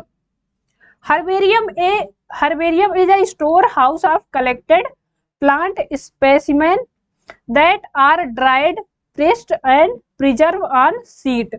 हर्बेरियम में क्या होता है, ये एक तरह की क्या होती है शीट होती है जिस पे क्या करते हैं हम किसी भी पौधों को क्या करते हैं उनको ड्राई करते हैं, प्रेस करते हैं और उनको प्रिजर्व करते हैं। हर्बेरियम शीट कई लोग मतलब कई प्रोजेक्ट्स में हम लोग भी बनाते हैं, जैसे कि एमएससी में हो गया और बहुत सारे ऐसे प्रोजेक्ट्स होते हैं जिनमें क्या होते हैं हर्बेरियम शीट बनाई जाती है। तो वहां पे क्या होता है किसी भी पौधे की पत्तियों को या किसी ऐसे प्लांट को, फूल को, पत्ती को, जड़ को क्या करते हैं उसको हम काटते हैं, उसके बाद उसको क्या करते हैं सुखाते हैं, देन उसको क्या करते हैं प्रेस करते हैं और उसके बाद उसको हर्बेरियम शीट में एक कवर करते हैं, उसको रखते हैं। Further these sheet are arranged according to a universally accepted system of classification. फिर इसको क्या करते हैं हम उसका क्लासिफिकेशन करते हैं कि किस फैमिली से है, किस डिवीजन से है, किस प्लांट किस किंगडम से है, ऐसे करके उसका डिवीजन करते हैं, ठीक है। These specimens along with their descriptions on herbarium sheet become a store house or repository for future use. ऐसा करके हम क्या करते हैं कि इनको हम सेव कर सकते हैं फ्यूचर के लिए, ताकि हमें पता चलता रहे कि ये इस फैमिली का था प्लांट, इस स्पीसीज का था, वो हम रिजर्व कर सकते हैं, ठीक है। The herbarium sheet also carry a label providing information about date and place of collection, English, local and botanical name, family, collector names, collector name आदि। हर्बेरियम में क्या होता है, इसमें क्या होगा, पहले बात तो ये कि ये डेट और प्लेस बताएगी कि कब ये कलेक्ट किया गया था, उसके बाद उसका जो इंग्लिश, लोकल और बोटेनिकल नेम है वो बताएगी, फैमिली बताएगी किस फैमिली से बिलोंग करता है, आल्सो जिसने भी कलेक्ट करके रखा है उसका नाम बताएगी। Herbaria also serve as quick refer system in taxonomic studies. ये स्टडीज के बेसिस पे ही होता है बेसिकली कि हम क्या करते हैं पता करते हैं कि ये कौन सी स्पीसीज का है, क्योंकि कॉलेज वगैरह में क्या होता है आपको ये तो पता नहीं है ना कि उनको एग्जांपल्स आप पौधे तोड़ तोड़ के बताओगे कि देखो ये स्पीसीज है, तो वहां पे क्या होता है स्टडीज मटेरियल के लिए ही ऐसे हर्बेरियम शीट बनाई जाती है। जैसा कि आपको ये दिख रहा है, ये मतलब पौधा है, उसकी टहनी काट के क्या हो रही है, सॉरी इसका क्या है एक पार्ट जो क्या है उसके पत्तियों से रिलेटेड है, उसको काट के एक हर्बेरियम सीड बनाई गई। उसके बाद वहां पे देखिए यहाँ पे लिखा जाएगा, ये एक डाटा सीट बनी रहती है लास्ट में। यहाँ पे कलेक्टर का नेम, जिसने कलेक्ट किया है उसका नेम, ये किस फैमिली से बिलोंग करता है, किस ऑर्डर से है, किस जीनस से है, किस स्पीशीज का पौधा है, उसके बारे में लिखा जाएगा। एंड डेट लिखी जाएगी कि किस डेट को ये कलेक्ट किया गया था। ये होता है हर्बेरियम, ठीक है। नेक्स्ट है वो है botanical garden. These specialized gardens have collections of living plant for reference। यहाँ पे क्या होगा, अभी जो हम हर्बेरियम पढ़ रहे थे वहां पे क्या हो रहा था, वहां पे नॉन लिविंग प्लांट्स थे, मतलब कि वहां पे प्लांट्स ऐसे थे जिनको हम क्या कर रहे थे, वो खत्म हो चुके हैं, या कह सकते हैं कि वो डिस्टिंक्ट हो रहे हैं, या उनको हम वो लिविंग फॉर्म में नहीं थे, ठीक है। बेसिकली बात ये है कि वो लिविंग में नहीं है, बट बोटेनिकल गार्डन में क्या है, लिविंग प्लांट्स को क्या करते हैं, कलेक्ट करके रखते हैं। Plant species in these gardens are grown for identification purpose and each plant is labeled indicating its botanical scientific name and its family। यहाँ पे जो प्लांट्स होंगे वो क्या करेंगे, गार्डन्स में उपलब्ध होंगे आइडेंटिफिकेशन के लिए, आइडेंटिफिकेशन पर्पस के लिए, एंड इनमें क्या होगा, ये बोटेनिकल या साइंटिफिक नेम और उसके फैमिली को इंडिकेट करेंगे।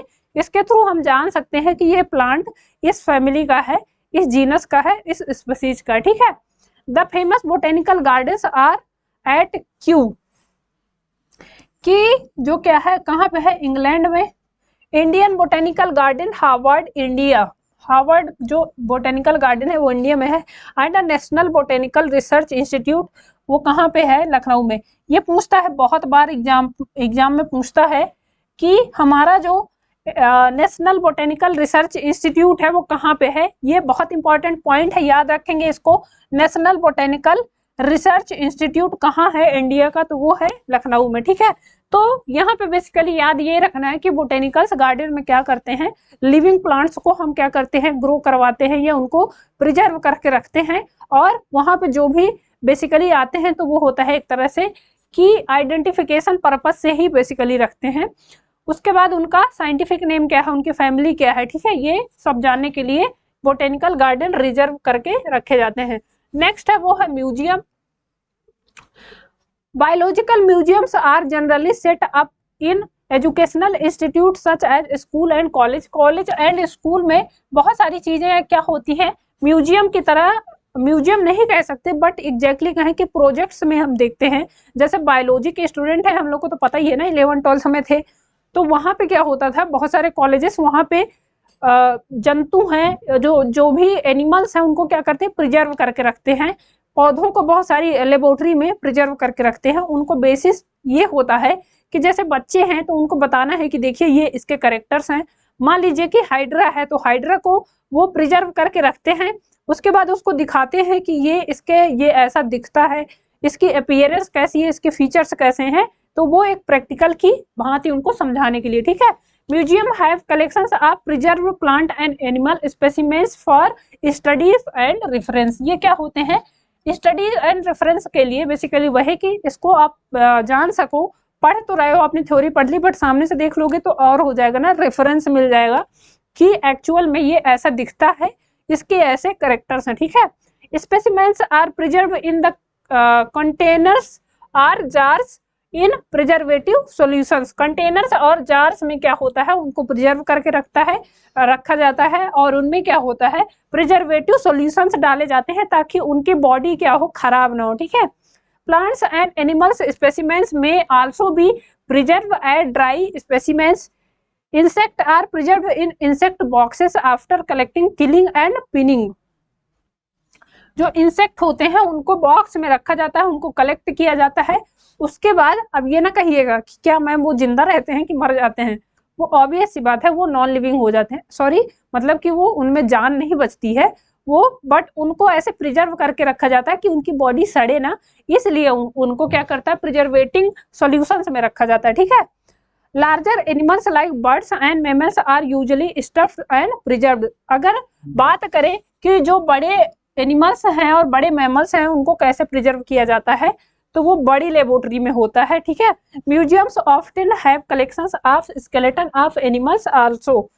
ह्यूमंस के स्केलेटन्स हो गए, ये सारी चीजें भी बड़ी बड़ी लेबोरेटरी में देखते हैं और वहां पे भी प्रिजर्व करके रखी जाती हैं। बेसिकली जब नीट वाले स्टूडेंट्स के लिए होता है कि उनको दिखाया जाता है कि ये बॉडी का ये पार्ट्स है स्केलेटल सिस्टम में, जैसे कि मान लीजिए स्टमक का पार्ट दिखाना है, स्मॉल इंटेस्टाइन दिखाना है, लार्ज इंटेस्टाइन दिखाना है, तो वहां पे क्या होगा, एक्चुअल ह्यूमन बॉडी पार्ट्स को प्रिजर्व करके रखा जाता है और उनको दिखाया जाता है कि ये पार्ट्स ऐसे कनेक्ट होता है इससे, ये एक होता है प्रोजेक्ट का, ठीक है।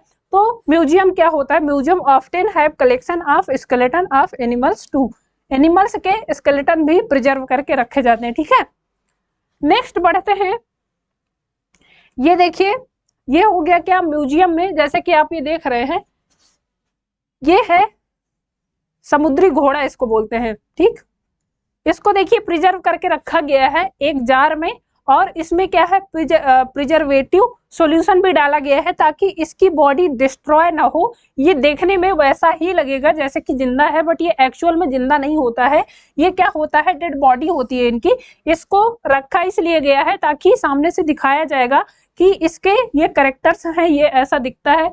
ऐसे ही और भी जो क्या है एनिमल्स हो गए, ऐसे ही जो ह्यूमन बॉडी की बात करें तो उनके भी ऐसी चीजें हैं, उनके एनिमल्स ह्यूमन बॉडी के क्या है कंकाल हो गया, उसको भी प्रिजर्व करके रखा गया। ये बहुत सारे क्या है म्यूजियम में रखे जाते हैं, ठीक है। नेक्स्ट पॉइंट है वो है जूलॉजिकल पार्क्स। ये क्या है, जूलॉजिकल पार्क में क्या क्या चीजें आती हैं। These are the places where wild animals are kept in protected environments under human care and which enable you to learn about their food habits and behavior। Zoological park में क्या होता है कि यहाँ पे वाइल्ड एनिमल्स को रखा जाता है निगरानी में, ह्यूमंस के निगरानी में, एंड उनको प्रॉपर वो इन्वायरमेंट दिया जाता है जैसे कि वो वाइल्ड लाइफ जीते हैं एक्चुअल में, उनको वो दी जाती है इन्वायरमेंट्स, ठीक है। उसके साथ साथ इनको रखा क्यों जाता है, ताकि इनकी हैबिट्स के बारे में, इनके बिहेवियर के बारे में सही जानकारी मिल सके, ठीक है। All animals in a zoo are provided as far as possible the conditions similar to their natural habitats. उनकी जो हैबिटेट्स होंगी उनको वैसा ही फील कराने के लिए या वैसी ही क्या है इन्वायरमेंट देने की पूरी तरह से कोशिश की जाती है जूलॉजिकल पार्क्स में। जैसे कि आप ये देख रहे हैं लायन है, इसको अगर जूलॉजिकल पार्क में रखा गया है तो इसके लिए पूरा वो इन्वायरमेंट बनाया जाता है, पूरी वो स्पेस होती है, एक तरह से जंगल की तरह ही पूरा क्या होता है स्पेस छोड़ा जाता है ताकि इसको कोई भी ऐसा इशू ना हो कि इसकी नेचुरल जो हैबिटेट्स हैं वो छूटे, ठीक है। इसको यहाँ पे रखा क्यों गया है, क्योंकि बाहर से लोग जाएंगे देखेंगे तो वो उसकी हैबिट्स के बारे में, उसके बिहेवियर के उसकी हैबिट्स के बारे में, उसके बिहेवियर के बारे में अच्छे से क्या होगा नॉलेज कर पाएंगे, ठीक है। तो ये हो गया जूलॉजिकल पार्क्स के बारे में। नेक्स्ट पॉइंट है वो है कि इसके बारे में देख लेते हैं। The key are based on the contrasting character generally in a pair called couplet. ये क्या है बेसिकली की क्या रेफरेंस है, तो ये एक तरह से कह सकते हैं कॉन्ट्रास्टिंग कैरेक्टर्स के बारे में रिप्रेजेंट करता है। It represents the choice made between two opposite options. This result is acceptance of only one and rejections of one another. इसमें क्या है, दो सिमिलर चीजों को आप, जैसे सिमिलर कैरेक्टर्स वाली चीजें हैं तो उनको आप लाओगे, उसके बाद देखोगे कि कौन सा बेटर है, उसमें एक चूज करोगे और दूसरे को क्या करोगे रिजेक्ट करोगे। Each statement in the key is called a lead. Key का प्रत्येक स्टेटमेंट एक लीड कहलाता है। Separate taxonomic keys are required for each taxonomic category such as family, genus and species for identification purpose. Key are generally analytical in nature. ये basically analytical होती है nature के खिलाफ, ठीक है।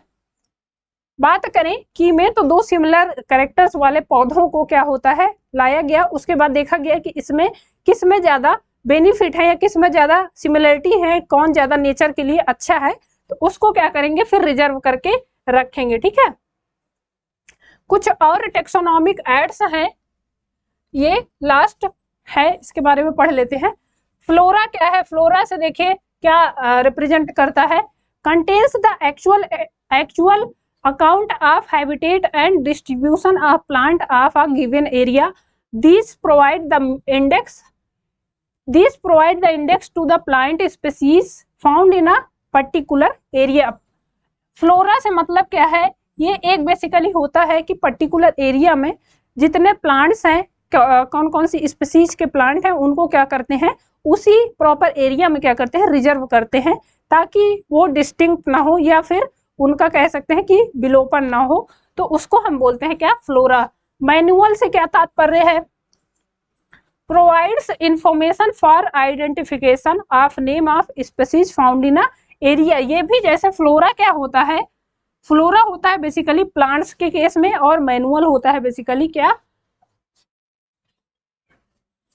ये भी स्पीसीज से ही रिलेटेड होता है। जो स्पीसीज जहां पे जिस एरिया में बेसिकली पाई जाती है, वहीं पे क्या होती है? रिजर्व होती है। ठीक है। मोनोग्राफ क्या है? Provide information on any one tax on. Monograph से मतलब है कि किसी भी टेक्सॉन के लिए, जैसे कि अभी हमने सारे टेक्सॉन पढ़े, किंगडम, फाइलम, डिवीजन, ठीक है, क्लास, ऑर्डर, जीनस, स्पीसीज। तो ये बेसिकली एक, जैसे एक प्रॉपर किंगडम के लिए, तो उसके लिए क्या क्या उसकी करेक्टर्स हो सकते हैं, उसके क्या क्या फीचर्स होते हैं, तो वो क्या करता है? इंफॉर्मेशन प्रोवाइड करता है। ठीक है।